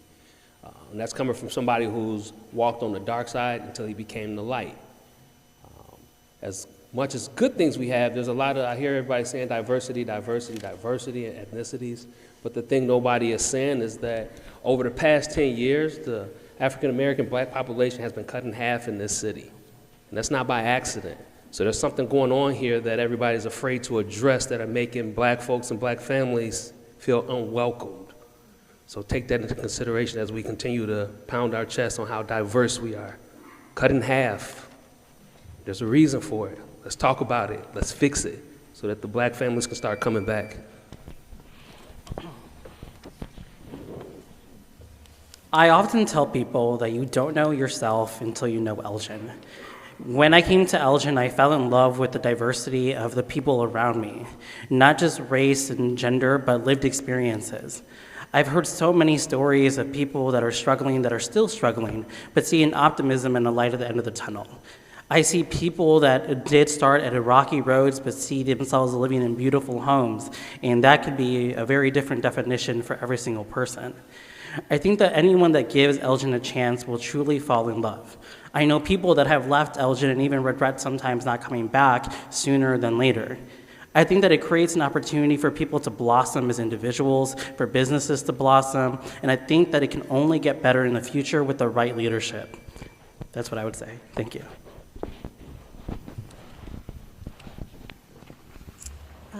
Yeah, in addition to the diversity, we have museums, we have nature, we're a little bit gritty, we're not like our surrounding communities. Nobody's touched on our excellent school district, U46. The programs available in U46 and the things that they keep implementing and rolling out for our community are pretty phenomenal. For families, for schools, you know, there's a little bit of everything. We've got Randall Road, we've got downtown, we've got the east side. There's a lot to absorb in Elgin, and there's a lot of good things happening for families, for seniors, for everyone. What I tell people is all the amenities that we have in the city, because we are considered a city that the average earning is like $70,000. We have the 3 golf courses, 3 museums, the ESO, the zoo, college, university, diversity in homes, old, new. We have the best library in the country. The North Road redevelopment is coming, but like everything else, it's going to take a while. I always tease that probably the only one that's going to see that, and its fruition will probably be Ish, because he's the youngest one. But, you know, as a city, we provide services to the residents, and it's something that takes a while. I love Elgin, and I bleed Elgin. The beauty of going last. So when I talk about Elgin to people from outside, even people that moved away to like Algonquin or even farther north to McHenry, they remembered Elgin, how it was in the 90s and in the 80s, where the police department weren't the friendliest cops, or we had a lot of drug trafficking, trading going through the Elgin. But in 2023, that's not Elgin anymore. What I tell them is our police department's 100% better than it used to be. Our city staff is 100% better. Our public works is way better. And the history we have, Elgin was founded in 1854, and it was a blue-collar community. And then we had the Elgin Watch Factory come in. We were the leaders in dairy farming before the Elgin Watch Factory showed up. So Elgin is a blue-collar community. We're hardworking people, and we love our city. And how everybody else said, we have so many amenities and so many access to transportation that Elgin is the hub and the center, as the logo I don't like to say, is the city and the suburbs.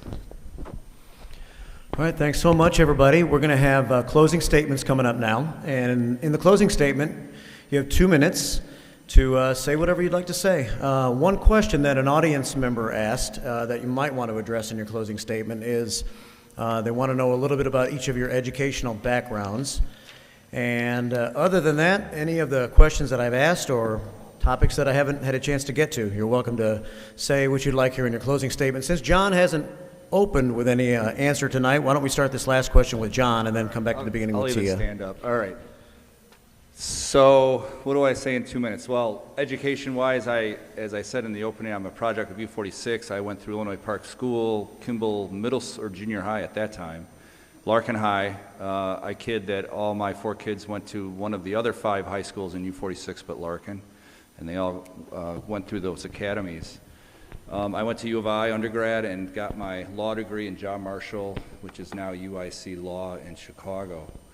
Some things that haven't been talked about, I guess I'll thank Rick West and the Daily Herald. I guess I've been dubbed the fiscal conservative. I don't know, I'll kind of jump into that lane, maybe. I'm not sure. But that goes to what is important, and that is that we provide basic services. And I want to continue to do that with innovation. We're changing some of the things slowly. It's taking time, but we're trying to make it more user-friendly.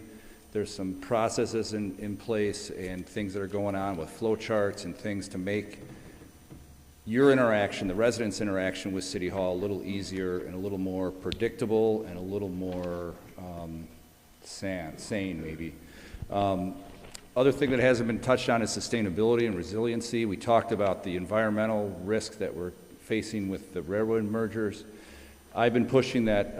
I've been on council long enough where I remember we used to have a pretty robust emergency management plan, and as council members and mayors, we had to understand that plan, and we actually took a quiz every quarter or something. That's kind of fallen by the wayside, but I see with our more intense and more frequent weather events, you can see all over the country, we're having them here, and now with the potential risk from this railway merger with a possible train derailment, I mean, it could happen. I think we need to be prepared for those kinds of things and have a plan in place and be ready for them. As others have said, be proactive rather than reactive. I'm looking for your vote, April 4th. Thank you. Thanks, John. Tia Augustin? So I think I touched on my education a little bit, but yeah, I grew up in Iowa and started out in actually the trade school and went to a little community college culinary school out there, and had an instructor that told me I should go do it for real. And so I moved to California, much to my parents' chagrin, and pursued my education out there at the Culinary Institute of America. I interned in Chicago at a restaurant. It was actually a vegetarian restaurant, and then spent some additional time out on the West Coast, a little bit of time in Seattle before I knew I wanted to come back to Chicago. For some reason, I missed the weather or something. I needed to endure a hardship. So I found my way back here, and I was really grateful for Elgin Community College because they had this wonderful partnership with Columbia College out of Missouri, and that was where I was able to pursue my bachelor's in political science while also working full-time. And so that opportunity afforded me the ability to advance my education. Since then, I have taken up a master's degree in organizational leadership through Wilmington University, which I'm also able to do online. It's been stalled a little bit while my husband's been out on injury, and I guess I'm running for office, so we'll pick that up, I think, later on this summer. But in thinking about what I wanted you folks to take away today from my side of things, maybe it's a demotivational speech, but what I have to offer is not a bumper sticker. In order for Elgin's future to be bright, we're going to have to make some really complex decisions.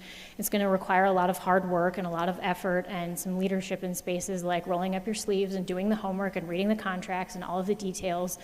And that's the kind of work that I understand and I'm willing to do.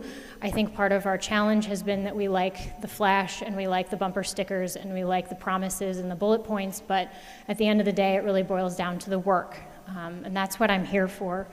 The strategic planning, the contract reading. So I'm here to serve you in that capacity every single day. Deanna Alfaro? Thank you. So as I mentioned, I was born and raised here, so I'll give you a little overview of all my education.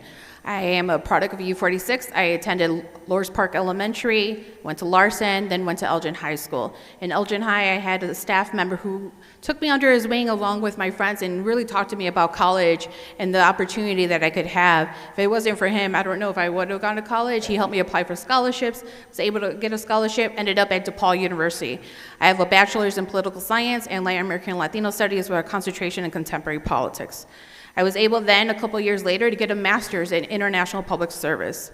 In that schooling, I was able to study abroad in Poland, so I know a little bit of Polish, and I studied Eastern European politics. And then in graduate school, I was able to study abroad in the Philippines to learn about poverty reduction. And I was given the opportunity to present at the United Nations Department of Public Information to talk about how universities and communities can come together to create peace. So that's a little bit of my educational background. My platform is economic development and empowerment. How can we create more businesses? How can we retain the businesses? How can we get more Elgin residents to spend their money here? Inclusive community engagement. How can we have more people have a voice at the table? How can we create more equity, more accessibility? Infrastructure, and there's 3 components to infrastructure. So there's the physical infrastructure, the bridges, the roads, etc. There is the organizational infrastructure. How do we look at city government and if we have the right staffing, etc. Technology. What is that infrastructure? Because if we don't keep up with technology, we will lose a lot of jobs and we will fall behind. As well as keeping our taxes low. Inflation is super high, and we need to make sure that we keep our taxes low and keep our dollars with Elgin residents. My website is Deanna4Elgin.com, and I hope I can earn your vote. And I pride myself in feedback, so I would love to hear from you what you would like out of City Council. I went to the school of the hard knocks. I had children at a young age, so I didn't have the opportunities to go to college. So I had to get a GED at the age of 17 so I can go to work, earn monies to take care of my families. I'm the type of person who is a hands-on learner. I had to learn things for the purpose of survival. So I learned in a way of how can I make my family better? I learned in ways of how can I take this and make it work for my community? So I don't have any degrees, but I have a PhD in life and life experience and how things affect people's everyday lives and their families. I want us to, again, take care of home first. If we're spending over $150 million in salaries, if we bring that back to our city, that becomes revenues. Revenues in our stores, our gas stations, revenues back into our school system. And then it brings people back to our city who carry titles. Titles are so important to our society. And just imagine these people with these titles fighting for our schools to be better, right? Fighting for our communities to be better. But if they're taking our money and going better in other communities, we're the ones who are coming up short. So let's take care of home first. True transparency. Our city's got some issues that we refuse to take ownership of. And we spend hundreds of thousands of dollars on paying out settlements to people who have been abused by people in power within this city. And then instead of taking a look at what happened, we close those documents and say there's nothing to see here, and we keep on with business as usual. We need to open those documents up, stop closing them off, take ownership to what happened in there, address those problems so that our city can truly be what we claim it to be. We can do those things. Our city can't be great, but we have to take ownership in our problems, address them, and hold people in power accountable, especially the ones who are abusing our city employees.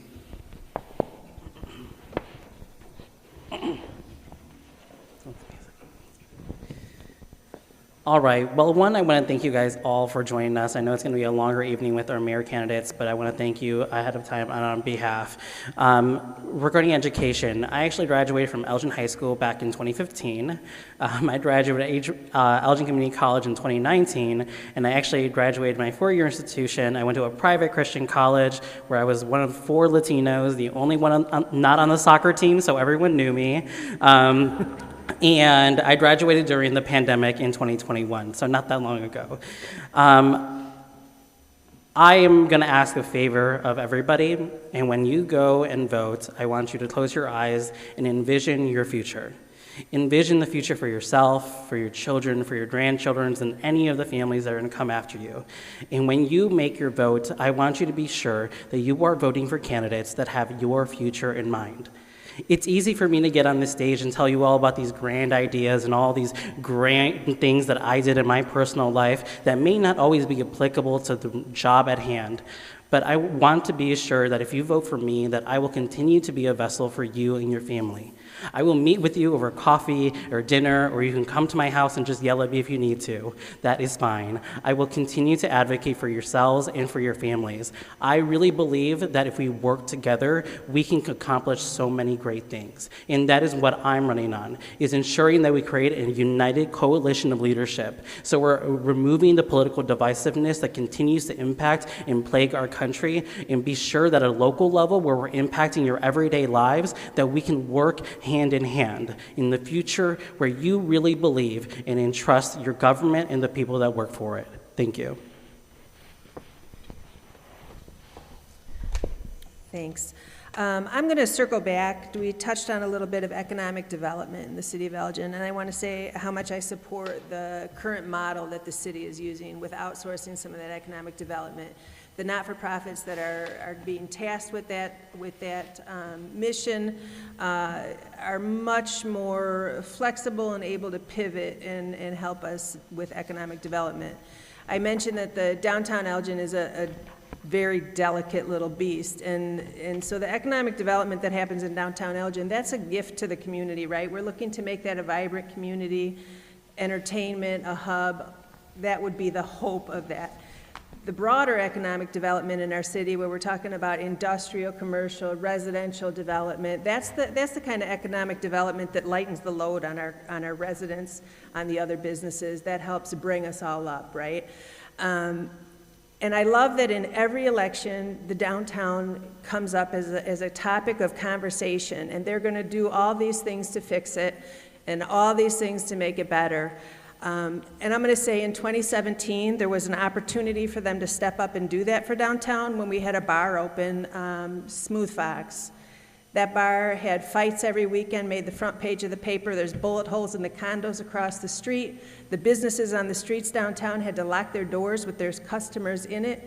And Councilwoman Powell and Councilman Dixon stood up and defended this bar owner, that he was a wonderful person, a great family, all those things. And I'm sure those things are all really true.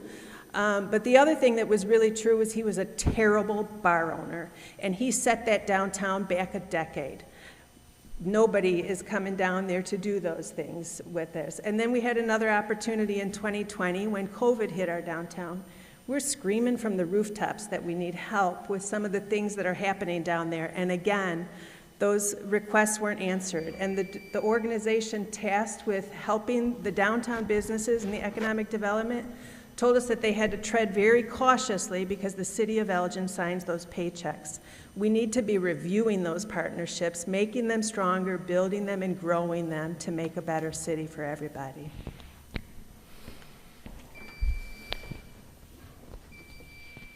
I'm giving Chuck time to get that. So.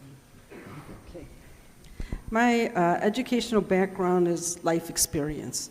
I lived in a very diverse neighborhood, in the Neenah neighborhood, where the 500 block, and next to us was a family, a Polish family, and they were older, and because they were older, we called them Grandma and Grandpa. We didn't really understand them, what they said, but we had the Castillos, who were the Mexican family, and we had the Johnsons, that were the black family, and the Thompsons, they were biracial family, and we had Marlon Luker from Arkansas, who introduced himself as a hillbilly, and when you're 7 or 8 years old, you don't know what that is, you know? Is it the boogeyman? Is it kukui? I don't know. But, you know, I had a very, very diverse neighborhood, and this right here helped me when I became an adult. I went to St. Joe's Elementary, to St. Ed's. Once I realized I wasn't going to go to college, I transferred over to Elgin High, and I joined the military. In the military as an X-ray tech, I was stationed, and this is during peacetime, to Egypt and Israel in a multinational peacekeeping force with 11 other countries. I went to Germany to do Reforger, that's like a MASH hospital. I went to South Korea for a year, and living away from home for a long time, it makes you appreciate what home is. It makes you appreciate your country. It makes you appreciate what you have. And, you know, what I say is, you know, don't vote for me because I'm a veteran or because I'm Latina or because I'm female. You know, don't check the box of diversity. Vote for me because I'm qualified. Vote for me because I'm fiscally responsible. I just want to say, please look at our campaign funds and look where these funds are coming from. I don't accept anything from special interest. Okay, nobody should be receiving anything over $1,000. The highest I've received this time is just $500. I'm not complaining, that's good, but nobody owns me. Thank you. Thanks, Rose Martinez. Before her, Karen Jones, and now Anthony Ortiz. Good evening. I want to thank the Journey of Hope Church, Mark being our moderator, everybody listening on the radio or in their cars at home or watching us on Facebook or what else, YouTube, I think he said. My name's Anthony Ortiz. I'm campaigning for Elgin City Council for the April 4th election. I humbly ask for your vote on April 4th or during early voting starting this Monday on March 20th. I was born and raised in Elgin. I was born at the old Sherman Hospital on the east side of Elgin. I graduated from Larkin High School. After graduating, I enlisted in the U.S. Marines. While enlisted, I did a combat deployment to Afghanistan. After being honorably discharged from the Marines, I started my college career at Elgin Community College. From there, I transferred to Loyola University, Chicago. I graduated with my bachelor's in criminal justice and criminology, and then I continued my education over at DePaul University right down the street. From there, I got my paralegal. Since then, I've been employed at the Kane County State's Attorney's Office, first starting off as administrative assistant at our Elgin Branch Court, which is located within Elgin City Hall. While I was working there, I got to know a lot of the city staff and directors within the City Hall, so I made good friendships. So if I'm so lucky to have your vote and win this election on April 4th, I already have those relationships within City Hall to hit the ground running. Also with that, I was promoted within 6 months to a supervisor overseeing 7 courtrooms. And then when I was under Joe McMahon, now under Jamie Moss, our current state's attorney, I've been promoted to director of operations. With that, I do a lot of the county board agenda items. I talk to the county board. One of the biggest projects I did in 2022 was secure a 10-year, $3 million deal for a digital evidence cloud-based storage system. With this was part of the implementation of the Safety Act. So if you guys think convincing 9 city council people to vote and agree on something, imagine doing that with 27 people. You have 26 board members and a chairwoman, or the Madam Chair is what she likes to be called. I have the government experience, I have the ideas, the resources, and the connections to make sure Elgin becomes forward for our future generations and our future people within the city of Elgin. Thank you.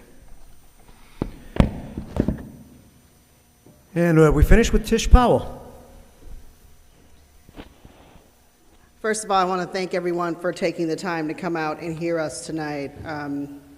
Our time is valuable, and I do appreciate you coming to spend time with us. Was asked about my background. I have a bachelor's degree in government from the University of Notre Dame, go Irish, and I have a master's degree in public administration from Northern Illinois University. I moved here over 20 years ago to actually take a job working for the city of Elgin, where I was responsible for managing environmental programs for the city and earned the name Trash Diva because I managed our trash and recycling program and a lot of our environmental programs. A lot of that stuff is still very near and dear to my heart. My day job, I am a manager of municipal sales for a large environmental services company. And the reason I bring that up is because my job takes me to communities all over Chicagoland. So not only do I get to go to our city council meetings, I get to go to everybody else's city council meetings. And what that has given me is a bird's eye view of what we are doing well in Elgin and where we can improve. I think Elgin is a good community, but my goal is to take Elgin from being a good community to being a great community. And in order for that to happen, we're gonna have to be unafraid. We're gonna have to be truthful. We're gonna have to think outside of the box. And I think I've proven over the past 12 years that I'm not afraid to be on a side of an issue by myself. I'm not afraid to speak out and speak up for people in this community that have not been heard. Now, as has been mentioned earlier, I spoke up for somebody in this community that maybe everybody doesn't look very favorably on, but that person is a good person. Were they struggling running their business? Yes, but several people do. I ask you for your vote on April 4th, and my website is powellforelgin.com. Thank you. Thanks, Tish. And how about a nice round of applause for everybody that's put in this good effort tonight? The Elgin City Council candidates.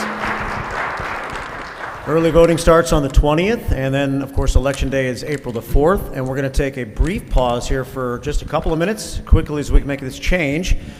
Chuck Kaiser is going to take over. We're going to have our mayoral forum in just a few moments, and we'll have Mayor Dave Captain and Challenger Corey Dixon at the front, round table with Chuck. So please stick around. We're going to have some refreshments in the community room. There might be some available right now if you want to take a quick break.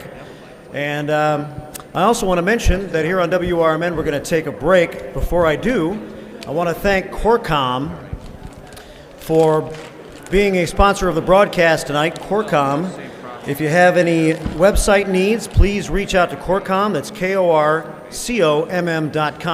Also, for Senior Services Associates, helping seniors today and you tomorrow, and the Elgin Public House. And if you stick around, the candidates are welcome to stick around and mingle after the mayoral forum. We're going to have the Elgin Public House bringing some food, and that'll be coming up right after the mayoral forum till about 9:30 tonight. So thanks for being here, and stick around for more.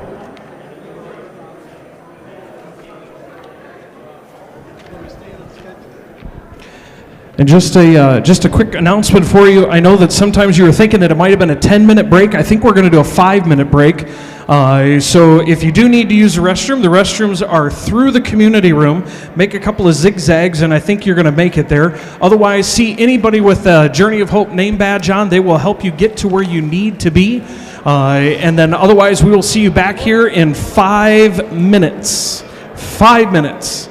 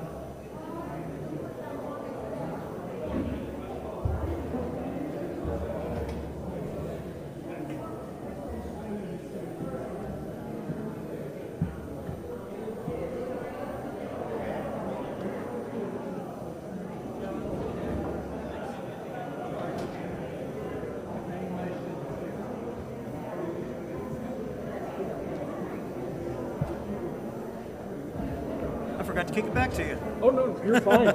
You did a good job of taking over, though. We were well beaten. So we're doing a 5-minute break. I don't know what time it is. Well, it's 7:50.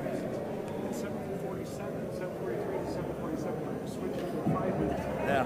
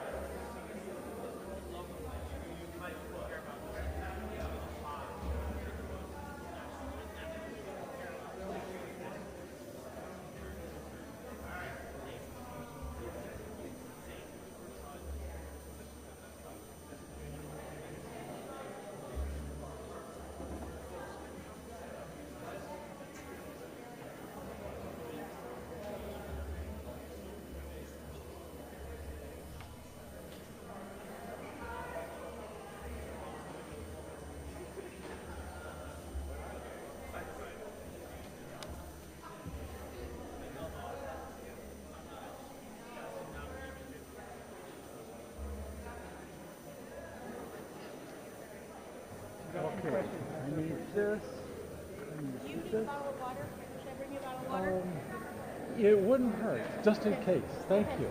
Good idea. Yes, thank you very much.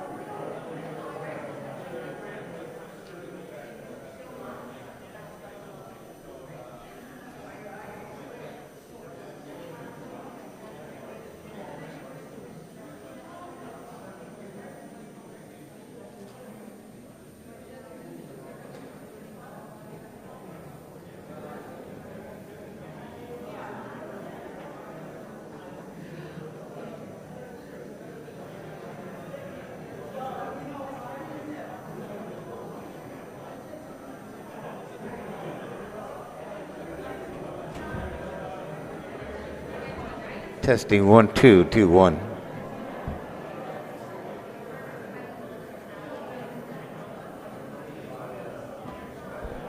Testing 1.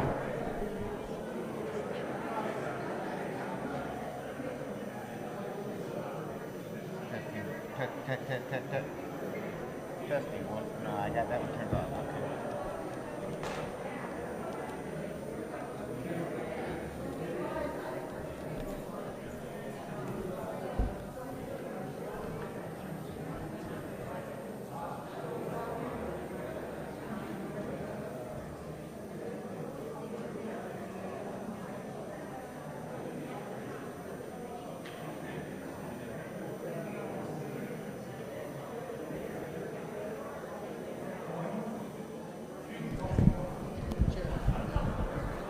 All right, all right. Let's try this again. Good morning.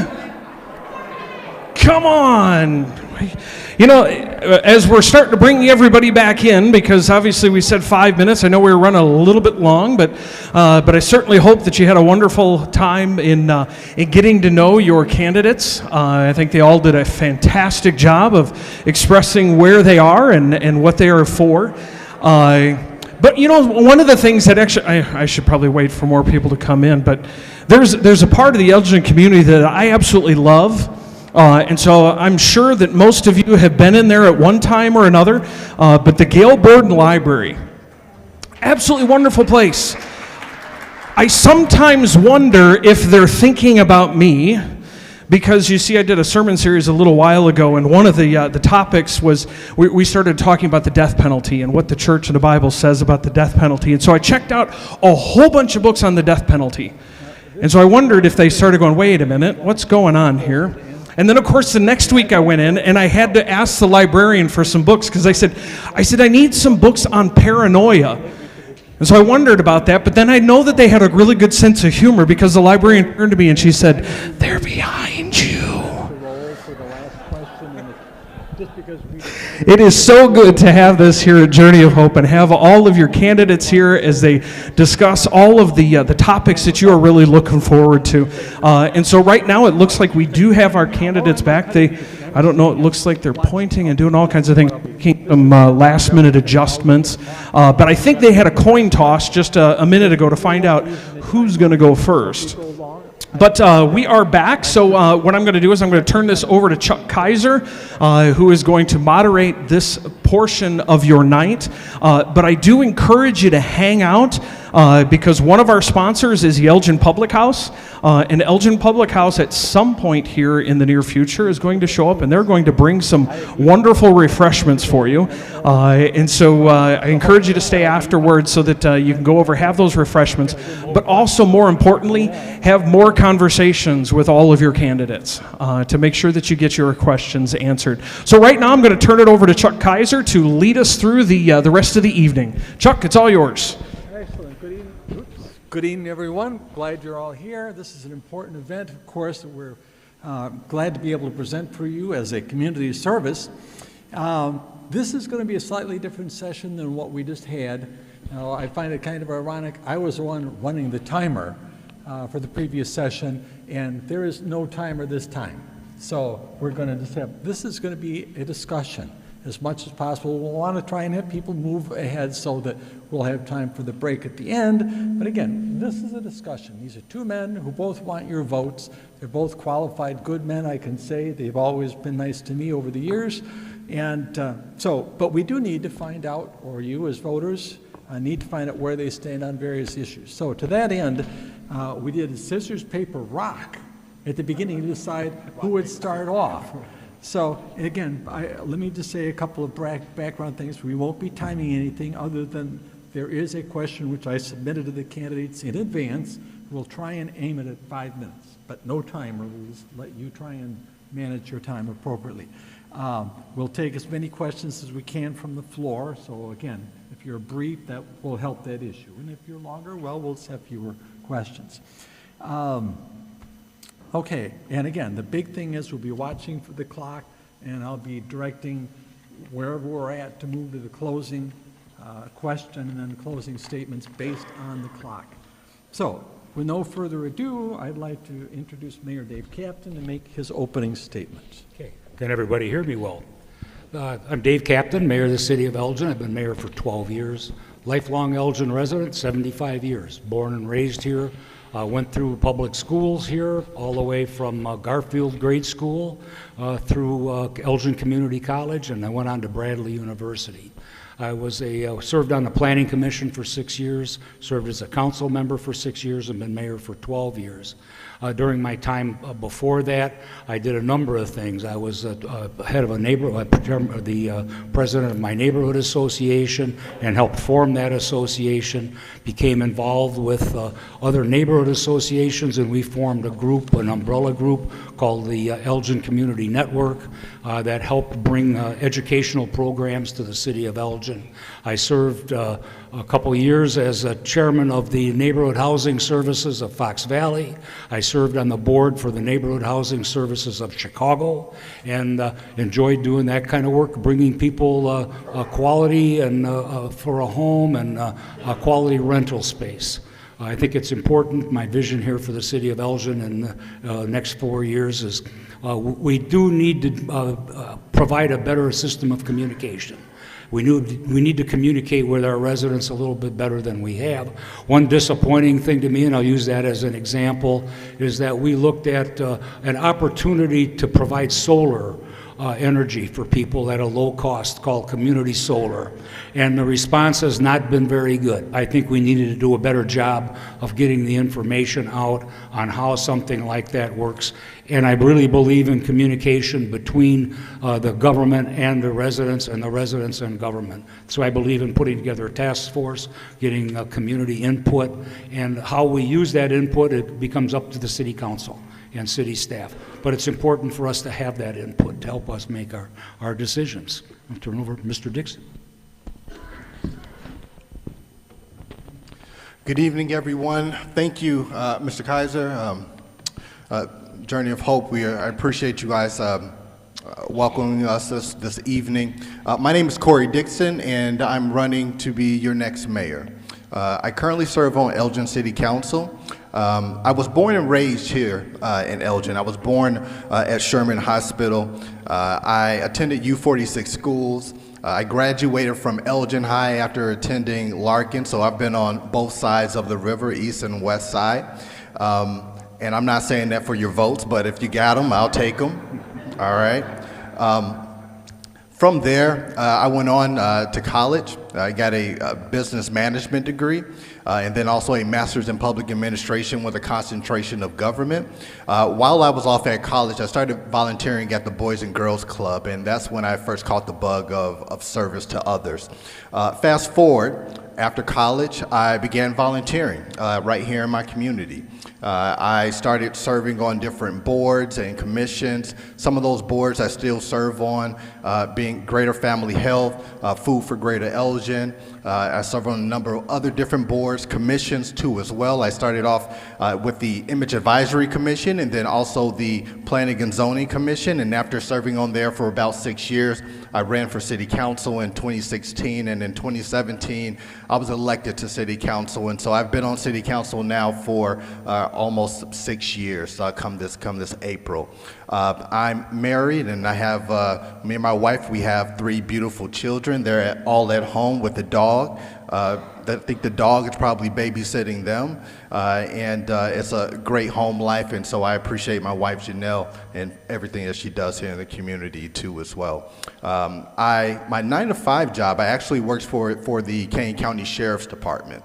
So there I serve as the Senior Assistant Director of Administration, and what I help people do there at the Sheriff's Office is I make sure that when people come into the jail, that they're equipped with all of the necessary tools and skills so that when they do leave the jail, they never have to come back again. So I work on recidivism, essentially, and then in my other managerial role, I work with the State's Attorney's Office and State's Attorney Jamie Mosser in managing a addiction prevention program called the Kane County Collaborative Diversion Program, and that focuses on people who have mostly opioid addiction. Since my time on city council, I have really enjoyed it. I have been super ultra involved. I do a lot of community outreach, such as back to school events, community health care fairs. I do a lot of partnerships with the nonprofits. I've been able to focus, ever since I come on city council, I've been able to focus on homelessness. I've focused on economic development, public safety, and not just public safety from a policing aspect, because I have done a lot of work in that area, but also public safety in terms of public health. So right now, as many of you know, we have a lead pipe issue that is plaguing mostly the east side of our community. We also have had an uptick in crime. We've also had an uptick in shootings here in our community, and those are all things that I have been working on to address in partnership with the Elgin Police Department, in partnership with Chief Anna Lally and community members. We've been able to create programming that has been focused on the young people and making sure that they're getting off of the street and not a part of the problem, which is the gunshots, which is the crime that is occurring here in our community. Those are all things that are near and dear to my heart that I've been able to focus on. The reasons why I'm running for mayor is because since my time on being on city council, you start to notice and you can see some of the gaps. We have some gaps. One of those gaps is our downtown when it comes to economic development. We just heard a bunch of candidates and current city council people talk about that we have not been able to get things on the right track. And the reason for that, I believe, is because we don't really have a plan. But there are some fundamental things that would need to change in order for us to get to where we need to be. Not only do we need to address planning and zoning in our downtown, ordinance changes, that's one layer of it, but what we also have is an image issue. We have a marketing issue. Elgin, we are not the same community that we were in the 80s, the 70s, and certainly in the early 90s, and we don't tell our story. We allow the market to dictate what we have instead of us saying, you know what, collectively, this is what we want in our community. We are going to go out and get those things. We don't do that enough. Now, we have a great downtown neighborhood association. They've done a great job, especially over the last 4 years, and the executive director there, which is Jennifer Fukala, she's done a wonderful job, but she doesn't have the resources and the tools in order to do an even better job. And that's no fault to her, but that's just the current economic situation that we find ourselves in because we have not fully put our money where our mouths are. We can talk about how we want to have a walkable downtown. We can talk about how we want to have a bustling downtown where we have people not just from our community coming into our downtown, but also the surrounding communities like they do with us. I'm a West Side resident. West Siders, especially west of Randall Road, they go to Geneva, they go to St. Charles, they go to Algonquin and so on and so forth. And that's fine to a certain degree.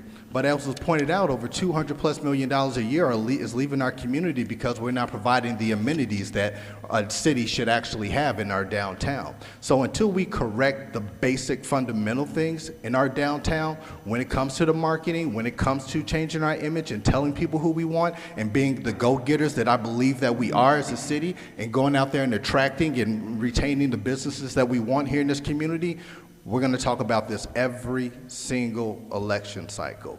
And I haven't been one on city council to just talk about things. I've been a person who's always taken action. I've always advocated on the behalf of residents, and that's something that I will never change when I'm elected your next mayor. I care about this community deeply. I care about each and every resident in this community. I want us to make sure that we have clean drinking water. We talked about, okay, I gotta wrap it up. All right. See, this is what happens when you don't give me a timer, see? So it's not my fault, Chuck. It's not my fault. We're all looking forward to hearing your questions, Okay. Mayor. Okay, the questions, okay. So just to wrap everything up, I look forward to having a very spirited discussion here with Mr. Captain, and I look forward to hearing the rest of your questions. And I'm gonna hang out afterwards too, so if you want to stay back and maybe just have a conversation or pick my brain on some of the ideas or even share your concerns, that's what I'm here for. Today and any other day, you can always call. My palm cards are out there, CoreyDixonForMayor.com while you're waiting. Thank you. Okay, so now the first question we're going to be having, the first two questions will be from one candidate to the other. Again, because of the scissors, paper, rock decision made at the beginning, Corey will be addressing the first question for the mayor, to the mayor, so you'll get to ask your question. Okay.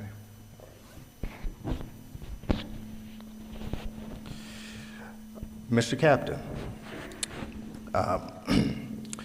it's true that you spent 40 years working in municipalities in the water department.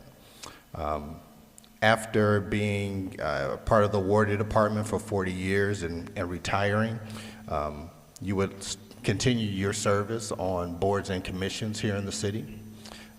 After so many years of serving on boards and commissions in the city, you then decided that you were going to run for city council. After serving on city council for so many years, 6 years I believe that number is, you decided that you were going to run for mayor. You were elected mayor and you've been mayor for 12 years. The lead pipe issue isn't a new issue. It's an issue that has been here for longer than you've been retired, for sure. And it was an issue when you started your career in municipalities, and particularly here in Elgin. You recently said that you have the experience and the know-how to attack this lead pipe issue. But if when you were working for the city for 40 years, you didn't address the issue. If you served on boards and commissions in the city for so many years, you didn't address the issue. If you served on the city council and you didn't address the issue. If for the last 12 years you've been the mayor of Elgin and you haven't addressed the issue, what would make us believe that now, all of a sudden, you're going to address the issue? Sure. Yeah, over that period of time, part of my responsibility with the Water Reclamation District, we did the lead analysis for the city for a number of years. And the city of Elgin met the requirements at that time for over 25 years in the amount of lead in the water. Those rules changed in 2020. The lead pipes have been there, but that has not been the problem. Has been recently the standards have been changed. And now we're starting to see some issues with that. The sampling requirements have been increased, the limits have been changed, and so it's not that the lead pipes have changed, it's that the limits around it have changed. And that's very typical of when you work in the water and wastewater business, that the standards and the regulations get tighter and tighter and tighter. And finally it caught up with Elgin.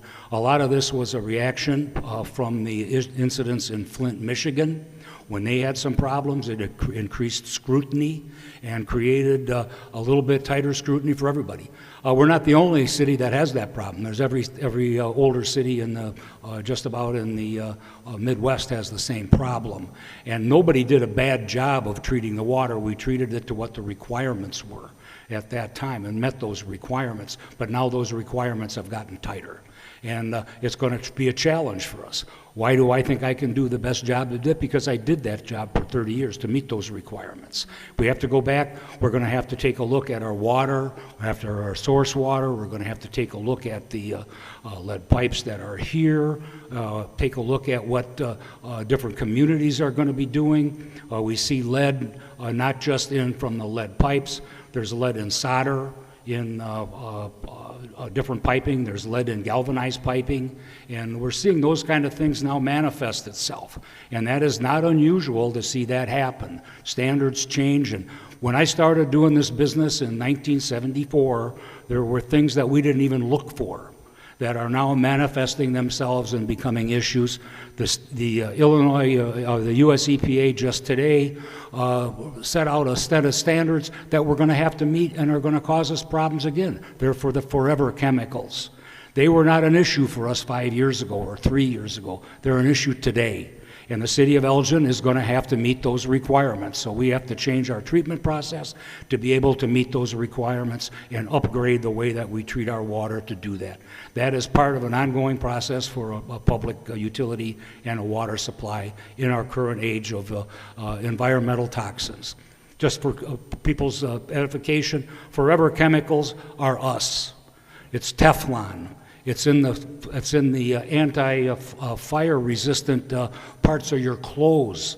The materials are everywhere. They're in our drinking water, they're in the land, they're in the dirt, they're in the air, and we're going to have to start treating those kind of things as a society.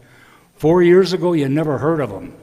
They're here today, they're present, and they're going to be something that we're going to have to deal with, and every community in this country is going to be dealing with that. And again, those issues were not here a couple years ago. Okay, Mayor Captain, now is your chance to ask your question of Candidate Dixon. Sure. During the past couple years, I've been working on the city council with Mr. Dixon, and a couple of years ago, or a little over a year ago, I brought up an opportunity for the city of Elgin to create a better ethics ordinance and follow what was done in the city of Chicago, and passed is an ethics ordinance that passed in the city of Chicago overwhelmingly by a city council there to stop lobbyists. When it came to when I brought it to the city council, Mr. Dixon voted against it, and not against it, he tabled it, helped table it. So the discussion lasted for another year and a half. Recently, Mr. Dixon's had some social media play, and it involves his lack of ability to pay his fines with the Illinois Board of Elections. And I'd like to give him a chance to respond to that. What caused the problem? How did you resolve the problem? If it is resolved, why did it happen? And why should the people of the city of Elgin trust you to overlook their money and supervise their funding and a budget when you had problems with your own? Number one, I've never had any financial issues, so I don't have problems with my own money. But let me back up here and digest something. What is happening here is that he's not telling the whole truth. He's telling half-truths. The real truth is that I voted in favor of the ethics ordinance. Now, what he did mention is that we as a council overwhelmingly decided to table the ordinance, but tabling the ordinance doesn't mean we're getting rid of the ordinance. I voted in favor of the ordinance and the ethics change when it came time to make that final vote. So again, he's telling half-truths to try to trick you and manipulate you into believing that I am not for good government, when I have always supported and have been participating in good government. The next issue that he brings up is the financial filings. Now, what he's alluding to is he's talking about paperwork. He's not talking about bank accounts. He's not talking about a misappropriation of funds, but he will tell the half-truth again and make it seem like it was bank account and it was misappropriation. What we're talking about is simply filing late paperwork, which I take full responsibility for. So much so that when I was issued a fine, and I did find out about this because it's a campaign and it wasn't this election season, it wasn't since I've declared for mayor, it was prior to that. I took full accountability for it, and I paid the fine out of my own pocket. I didn't look to have anybody else pay it. I took care of it myself. Now, for me, I would want someone who isn't perfect. I would want someone who can say, you know what, I made a mistake there and I adjusted and it's never going to happen again. That shows not just humility, but it also shows leadership, because no one is going to be perfect. I'm not going to ever act like I'm going to be perfect. I won't. But what I will make sure that I am, and I always will be, I'm always going to be a hard worker. I'm always going to speak up for people. I'm always going to advocate for the things that the city needs. And I'm always going to go out there and just make sure that I represent the city of Elgin in the best way humanly possible. That is my character. That if you ask my family, my friends, and people who are associated with me, they will always tell you about how dependable I am and how good of a person I am, or how good of a father, or to a husband, or a member of the church, and as a deacon, as a leader in this community. I've always been forthright, and always is what I will be forthright when elected mayor here in Elgin. Thank you. Okay, very good. Are you satisfied with that answer, or should we move on to the next? Okay, very good. The next question is a little bit different. There is a federal program called Affirmatively Furthering Fair Housing, and I've had some interest in this. Both of you know I've been interested in public housing in the city of Elgin for a long time, and as kind of a test is your ability to summarize and encapsulate difficult concepts. I asked both candidates to limit themselves to 5 minutes to explain what is this program. Again, it's run by HUD. And the program is Affirmatively Furthering Fair Housing. What does this program do? How does it operate in general? Where did it come from? Probably you could spend most of your time on that. But 3 important questions I want you each to answer is, 1, how would you see this program as affecting the city of Elgin in the short term and in the long term? Then how do you think the average Elginite would respond to this program once they learn about it? And lastly, do you think that Affirmatively Furthering Fair Housing is a good program for Elgin, a bad program, or do you think it'll make no difference at all? So you'll get to call on multiple skills in this, and you both may agree on this. For all I know, this is not a gotcha. I want to let everybody know this is something that I just as a citizen feel is an important issue, and I know these 2 men are concerned about our public housing. So the next question then, well, let's start, Corey, if you want to start, if you don't mind. Okay. Thank you for the question, Chuck. So the program actually comes from the Fair Housing Act of 1968. And if anyone is familiar with the Fair Housing Act of 1968, that came through the Civil Rights Movement. So this was an initiative of a majority black community throughout the entire country, fighting for the rights of every man, woman, and child here in this country to make sure that they had good access to not just education, but in particular to this, that there was no discriminatory practices happening when it comes to housing, when it comes to rental. There was a lot of redlining that was happening. There was a lot of redlining as it was pertaining to education and what people had access to. This was creating an economical divide in our country, and this act, or this part of this act, was pointed at addressing that, to make sure that there was a fair playing field for everybody as it pertains to housing. Now, I think one of your questions was the effect the effect long-term and Yeah, short-term near-term here. and short-term effects. Right. on the city. So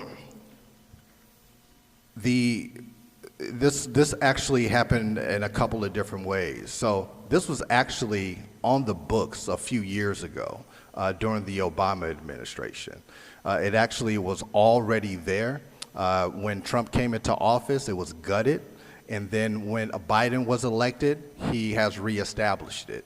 Now, there are still some actual changes. There's actually some pending changes, legislation that's going to be happening come April, where they're going to be having the discussions around, furthering it and solidifying it on the books, or making some other changes. And right now, we don't know exactly where that's going to fall, but I believe that it is the right thing to do for our community.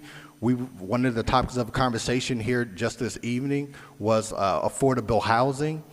This helps address that. This helps address that in ways that we want to make sure that we are not dividing our city, not just by this river, but economically, by making sure that people have fair access to housing, that we're holding not just landlords and developers accountable, but we're also holding rules and regulations as it pertains to the city or whatever municipality is accountable to as well. And so I'm absolutely in favor of it. I think that long-term is going to have a larger impact. Right now we're seeing a lot of inflation. You're not getting a lot of spaces open. I mean, we're developing homes and that homes are being built, but rental spaces, we don't have a large stock of that, and that's no different from a lot of communities that have a similar makeup of ours. You just don't find those rental properties available. So right now, I think that long-term, short-term, we'll eventually get there. Do you want me to continue going? No, unless. Okay. Yeah. We'll let Mayor Captain take it from there. You can piggyback on what he said already or add to it. Yeah, and Mr. Dixon correctly discussed this program. This just came out. Mr. Kaiser did put us on the spot because this came out at the end of January, and it's in a public comment period. It hasn't gone to the Federal Registry. Yeah. And so he made us do our homework. And so this proposal was made in January to upgrade and look at the plans for how you're going to meet fair housing and how this is going to happen in every community.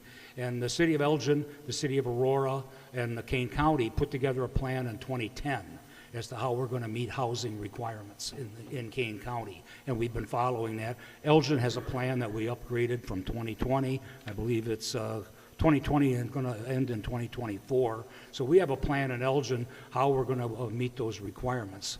And I think that's where HUD is looking. They want to make sure that we have a plan that's going to meet the needs of a growing city and a new community, and that's the direction that they would like us to take. They're asking us as communities to come back and give comment on that. I think some of the concerns to Mr. Kaiser's questions, how is this going to affect our city? One of the things that the major money that we get from HUD is our block grant money.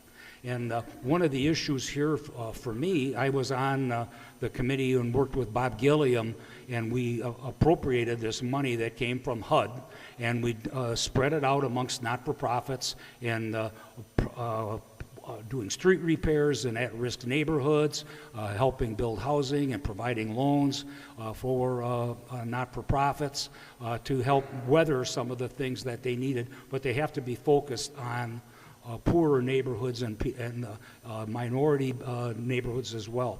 And one of the issues that I have with this, I believe, and I'm trying to remember back, when we started this, we used to get a little over $1 million from HUD, $1.2 million if I remember correctly. This year we got $500,000 from HUD. And I look at it from a different perspective, different focus. The $1.2 million was real money 12 or 14 years ago. Now we're looking at $500,000. And so we're actually getting less money back from HUD to fix the problem they're asking us to fix. So I think that's a problem that I see here. One of the things that We have contracted a couple of years ago. We used to do all of this in-house and do the programs, do the follow-up on the programs. The paperwork got so heavy and thick for us that we couldn't do that anymore. We had to take a good chunk of the money from HUD to just pay for staff to be able to answer the questions to finish the applications. So we moved it to Kane County to help us do that in a more efficient manner. And to me, that's a problem. HUD was actually, the paperwork got to be taken a big chunk. It took 10% of the money that we got just to fill their requirements, and they're asking us to do that again. So it's going to diminish what we have to try to solve the problem. I think from our standpoint, that would be a question I would raise for HUD. We want to do the right thing. One thing that's always been, and I said previously that I did serve on the board. I was chairman of the board for Neighborhood Housing Services of Fox Valley for a couple years until it was drawn back into the city of Chicago. And I did serve on the Neighborhood Housing Services Board in the city of Chicago to provide quality housing for low-income people and ways for people to get loans to move into that type of housing. So I do have experience doing that kind of stuff, and I do have a concern for that we make sure that we have a quality housing. One thing I'd like to correct, I asked staff today, what is the percentage? Now, these are definitions based on U.S. government guidelines. What's the percentage of affordable housing in the city of Elgin? City of Elgin has 58% of the homes in Elgin are affordable, according to government documents. That always stuns people, and that came up a few years ago when we were 40%. One of the reasons we see some issues in our community is that the neighbors around us don't meet those requirements. They're very close. There's a limit of about, I think it's 10 or 12% of a requirement of affordable housing, and some of the communities around us are right on the edge of that. So people may work in Geneva or St. Charles, but they live in Elgin because it's cheaper. They can't afford to live there. The former mayor of St. Charles argued a few years ago and made a comment that her husband was a firefighter. And she said the homes were so expensive and the rent was so high in the city of St. Charles that a firefighter couldn't afford to live there, and they had to live in another community if they were going to do that, other than her job being the mayor of the city of St. Charles. So I think those are some of the things that we deal with as a community, and how it's a matter of investigation, and I think we need to comment on that, and as a city, we need to make sure that we get as much money from HUD as we can to help solve our problems. Okay, do you have any rebuttal to make before we, otherwise we'll move on? Okay, this next one. No, I do. Oh, you do want Yeah, to say something? yeah. I just thought you just jumped. No, you were asking me a question, and then you looked down, and you weren't looking at me, and I do have something to say. We touched on a little bit about the affordable housing, and affordable housing is not affordable housing. That doesn't mean the same thing to everyone. It depends on your income level. It depends on your family size. It depends on your upward mobility. It depends on taxes. For example, in South Elgin, it may be cheaper to purchase some things because they have a lower sales tax. That is something that will literally draw money from a community into a neighboring community. That all feeds back to your local economy because dollars are leaving. And so when you don't have a strong base of homeowners and a good mix of renters with affordable housing, you get lopsided when it comes to economic development. All of the issues that we're talking about tonight all steer back to economic development. So when you're talking about affordable housing, I just want to make sure that people keep in mind that we're not affordable housing to one person is not affordable housing to another person. There's Section 8 housing, there is the low-income housing. Some people pay no rent, but there are just different various levels. And so when we are trying to get more affordable housing because we don't have enough, okay. I hadn't heard that 58%, I believe, Mr. Captain said from city staff. I'll verify that, but let's assume that that is correct. We still have people here who can't afford to live in what is currently available. That's a fact. When we are looking at our homeless community, we're not just talking about the houseless, but we're also talking about people who are couch surfing, who can't afford to pay their own rent on their own, and that they're living with family, they're living with friends. We have people who are houseless, who are living on the street, who do have jobs. They may be even living in their cars. And so in order to address those things, you can't leave it up solely to the federal government to do. It's the same kind of mindset when you are just leaving things up to the market to correct. I think that we've moved beyond that. We're in a post-pandemic community, and we have to be proactive and not reactive. And we don't need to just ask for things, but we need to go make the things happen that we want to have happen here in our community. Okay, one quick thing. Yes. Then this always stuns me, so I'm going to stun you with this number. We get information from the chamber about rental housing, and they get this off from Kane County, and there are about 5,800 rental units in the city of Elgin, 5,800, and there are 125 that are available. So there is a shortage of rental property here, and that takes time to fix, and it's supply and demand, and obviously landlords see an opportunity that people are they're looking for an apartment in demand, and rents go up to meet that. It's supply and demand. Okay, actually, I'm going to follow up here. One of the things I was concerned in the original implementation of affirmatively furthering fair housing, its power, as I read it, and maybe I read fake news, and you can rebut this, but which was of greatest concern to me, was the power of this program is that in order to be able to locate public or affordable housing where the federal government believes it can go, they have bypassed and gotten rid of the present method where local zoning has to be approved for any siting of public housing. This program will bypass that, and the local zoning bodies and authorizing bodies like the City Council will not have the last word. And this is held up in court. In the first implementation, again, I know this is open to change, and maybe that will be gotten rid of, but that was my concern as an Elginite. What do we do when we, as citizens, no longer have to say, through our City Council and our Zoning Commission, where public housing is going to go? But I'll leave it at that as food for future thought, and this is why I brought it up. And this is something that could, if it goes through the way it had been before, could be very important. And I'm not saying it's good or bad. So let's ask a simpler question. Actually, this is leveraging off of Marcus Banner's, one of his comments. This question is, if the railroad merger goes through, traffic in downtown will be a nightmare. What do you think of bringing back the idea of a north end bridge to improve traffic flow and get around problems with the railroad cutting off our traffic between the two sides of the river? So somebody was listening to Marcus. Are you out there? But okay. So, and again, if you can give a brief answer, say it's crazy or wonderful, and so we can try and get into more questions. Yeah, I was here when I remember the conversation when the original thought of a North End Bridge came up, and it created quite a storm within the community. Mm-hmm. And the idea was at that time it would be looking at something from Big Timber Road or from Wing Street and a bridge across the river at that time. But it got trashed because of the community objections to it. Yeah, and I've been involved with the railroad thing since the beginning here, mm-hmm. and it's going to be a traffic problem. And I've had Jennifer Fucala poll some of the downtown businesses to see how they think it would affect them. And we have another issue that's going to go with this. We have in the next few years we're going to be reconstructing 2 bridges in our downtown. So we're going to straddle ourselves with really restricted traffic flow.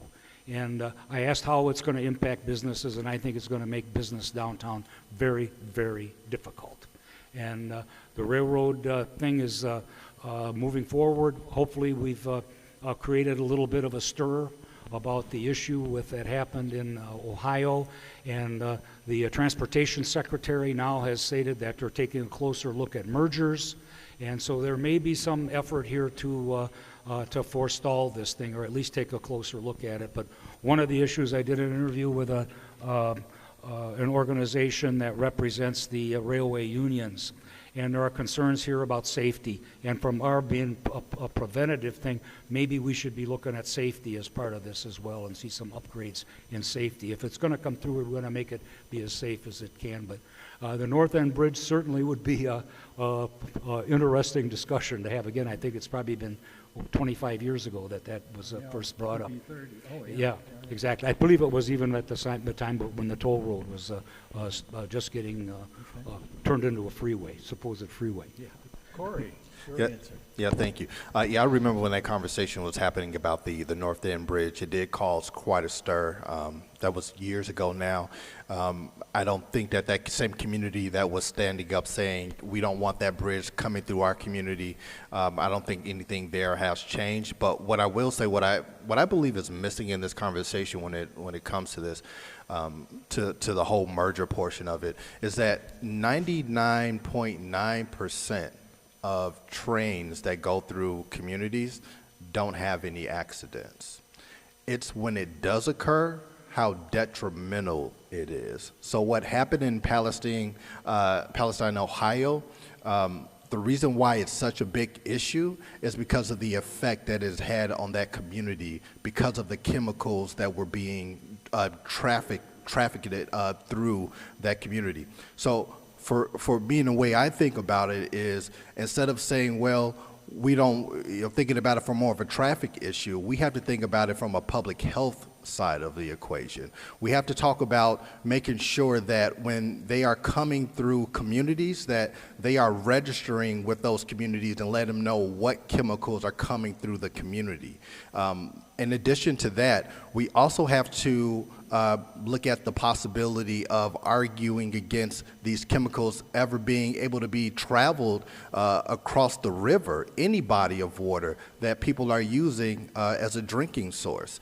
So for me, it's more of a public health issue, because when it does occur, it's super detrimental to the community and it affects your water source, and that's the real crux of the problem.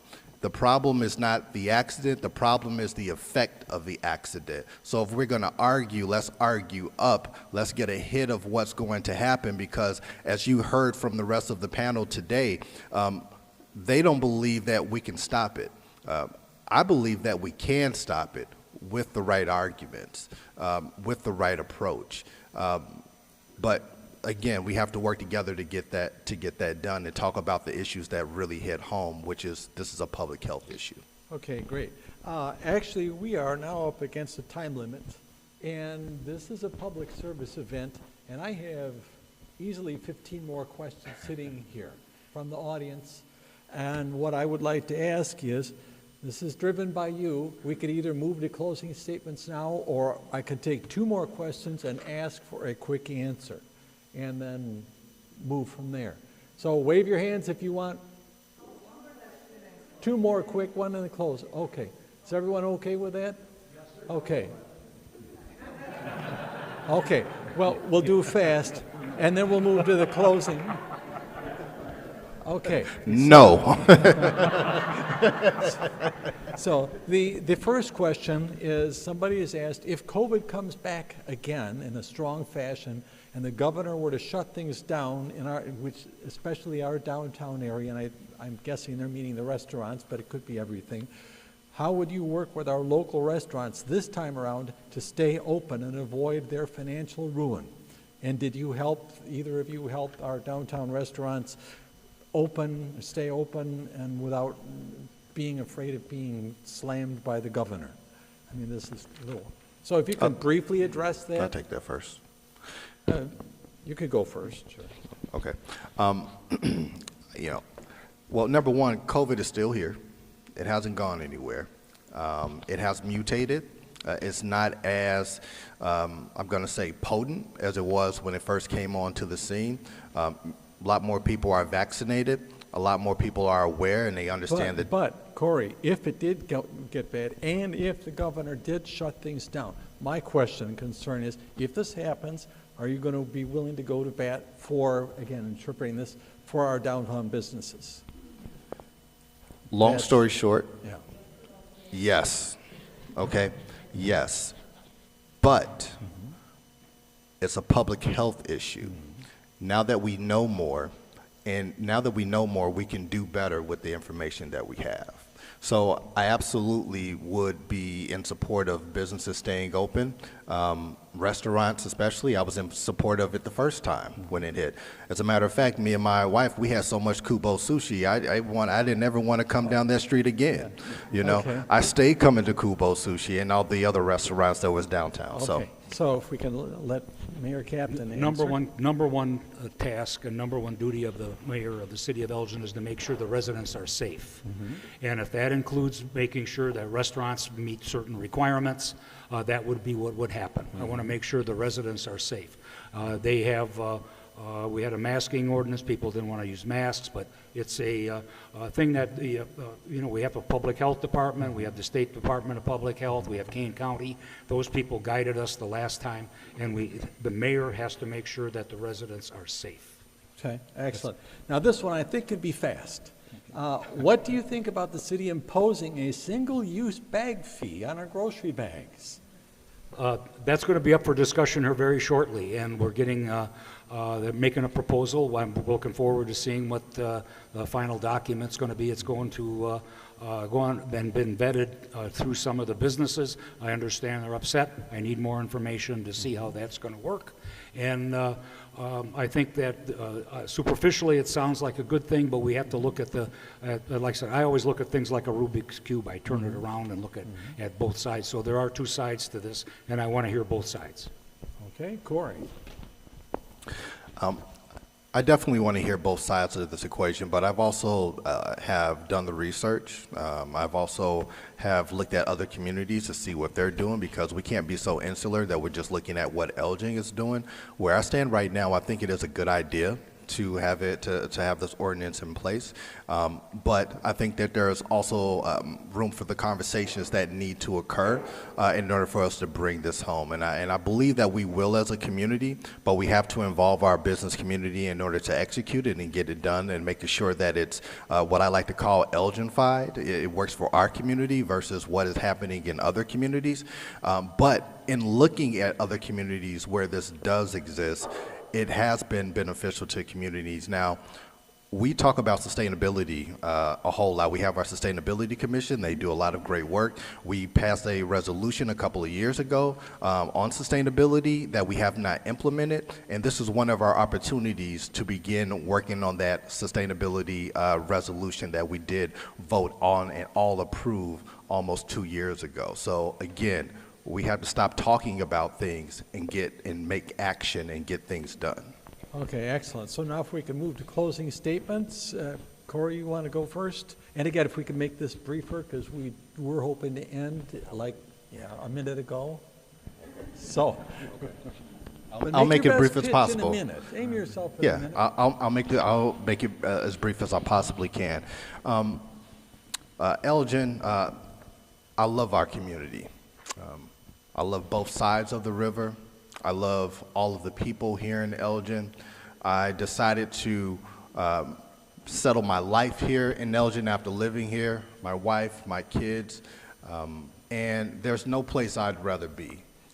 I spend so much time being involved in the community because I care at a different level. I care in a different way, that I volunteer my time, so much time outside of my house, into the communities of people who really need that effort and that advocacy. What I've seen on City Council since I've been there, I've seen a lack of leadership. I've seen a lack of vision. I've seen a lack of ability to not just talk about what we can become, but to actually go out there and execute and get things done. We are lacking that in our city hall. I am the kind of person that I speak to all of these issues because I've shown strong leadership.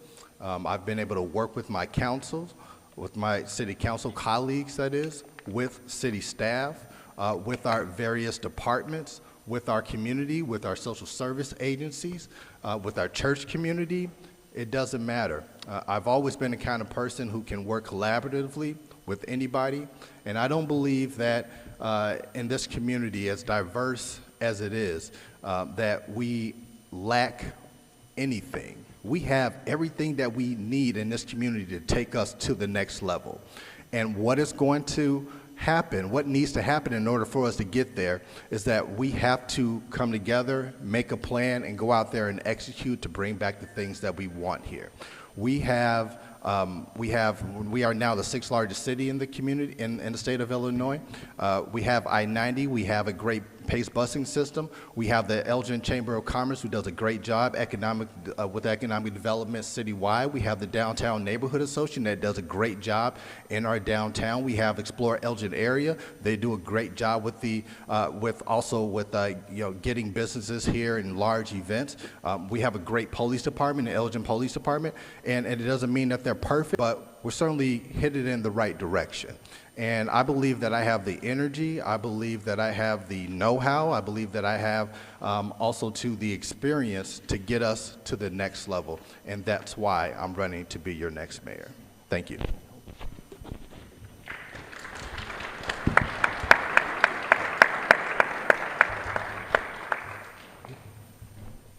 Thanks everyone for being here, and I know that we talk about love a lot for our city, and you wouldn't be here if you didn't love the city. You want to hear what people have to say. City Council the same way. We all love the city of Elgin. I've been mayor for 12 years. During those 12 years, there's been some changes, and there's a lot of them are for the good. The flat taxes, our taxes have been flat, relatively flat. That's why businesses come here. They like stable government. They like honest government. They like integrity in government, and that's what I've provided for this community. Tomorrow I'm going to be at a dedication and an event. We're going to get an award and a grant from United Way and NICOR for education in this city. $150,000 a year, the Alignment Collaborative for Education. That was something that I helped initiate in this community to bring a change in education, to provide an education and an opportunity for young people to always have hope and be able to move to a better life. And that has resonated. It's created partnerships with over 200 businesses and organizations to become part of an effort to make education better for the young people in our community. Recently, we've talked a lot about the railway. I worked a lot on that and making sure that our community is safe. As I said, that's the #1 priority of a mayor, is to make sure that the residents in the community that you serve are safe. Elgin's Police Department, finest in the state of Illinois, one of the finest in the country. Why do I say that? When I was a young man in college, the crime rate was higher in this community than it is today. The population has more than doubled, and our crime rate today is at a 50-year low. That says a lot. You can't say there's not as much going wrong when you have crime rates like that and you have statistics like that. Facts don't lie. Elgin's a safe community. Mayor Schock talked about it, and we talk about an image, we talk about what our image is. It takes a long time to change an image, but you can damage it in 1 or 2 days, and that's a danger for every community. We talked about Naperville. When I first ran for mayor, people wanted to say, well, we want to be like Naperville. I never wanted to be like Naperville. I wanted it to be like Elgin, and what the people in this town reflect, and their vision for what a community should be. And I wanted to see every person be elevated. I said we need to float all boats, and everybody needs to be advanced, and everybody needs to be educated, and everybody needs a job. And we're working on that, and we've made some great progress in the last 12 years. I can do that again. I can do that for 4 years. It's consistent government, it's planning, it's about looking at the needs of the community, respond to those needs, and in the next 4 years I hope to be your mayor and continue the growth and the fine community that this has become as one of the leaders in this state. We moved from when you talk about people not wanting to be here, the population's growing. Elgin was one of the only communities that grew under the last census for the entire state. That says a lot. People are coming here because they see this as a community that's diverse. We're one of the most diverse communities in the entire country. People come here because they feel comfortable. They feel safe. They want to have a place they can raise their children, and that's the community I've worked 12 years to give you, and I'll give you that in 4 years. Thank you very much. I look for your support on April 4th.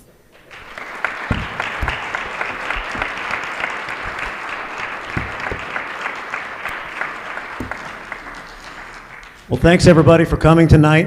I'm going to pass the microphone over to our pastor, Jared Severing, here in just a moment, but I want to say thanks to Chuck Kaiser for his meticulous planning of this event tonight. And great job, Chuck. Chuck forgot a coin for the coin flip. Yeah. We had a problem.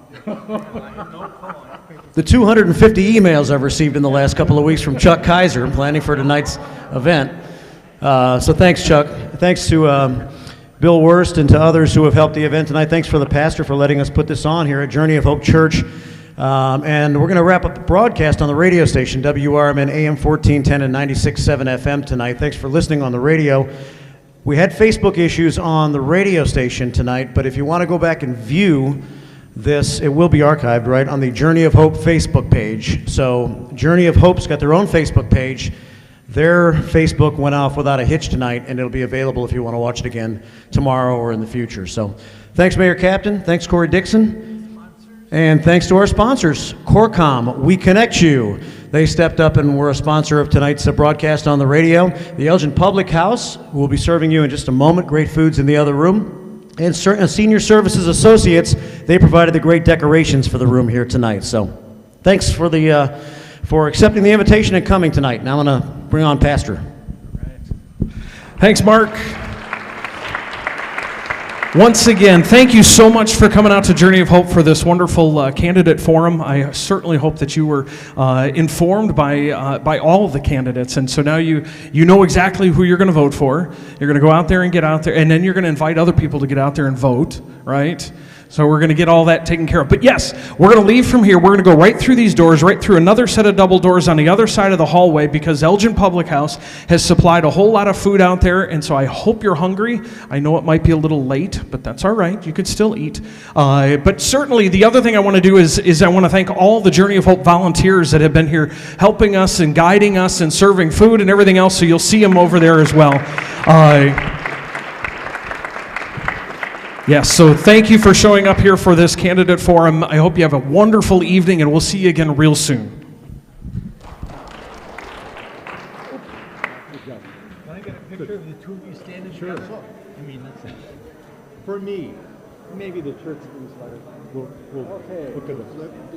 Okay, on three. 1, 2, and 3. I'll do one more just to play it safe. Camera has to be charged. Okay. Thank you. Okay. Thank you both very much. Thank you, Chuck. That was a pretty good job, Chuck, other than the... Thank you. Yeah. No coin. Well, that's all right. And you wouldn't believe the checklist And of stuff I have. There's two money guys. We didn't have a dime in our pocket either. Well, hey, you get a reward for creativity. Scissors, paper, rock. Yeah. You rock, paper, scissors. Rock, paper. Yeah, even though you got kids, so you're supposed to be fresh on that.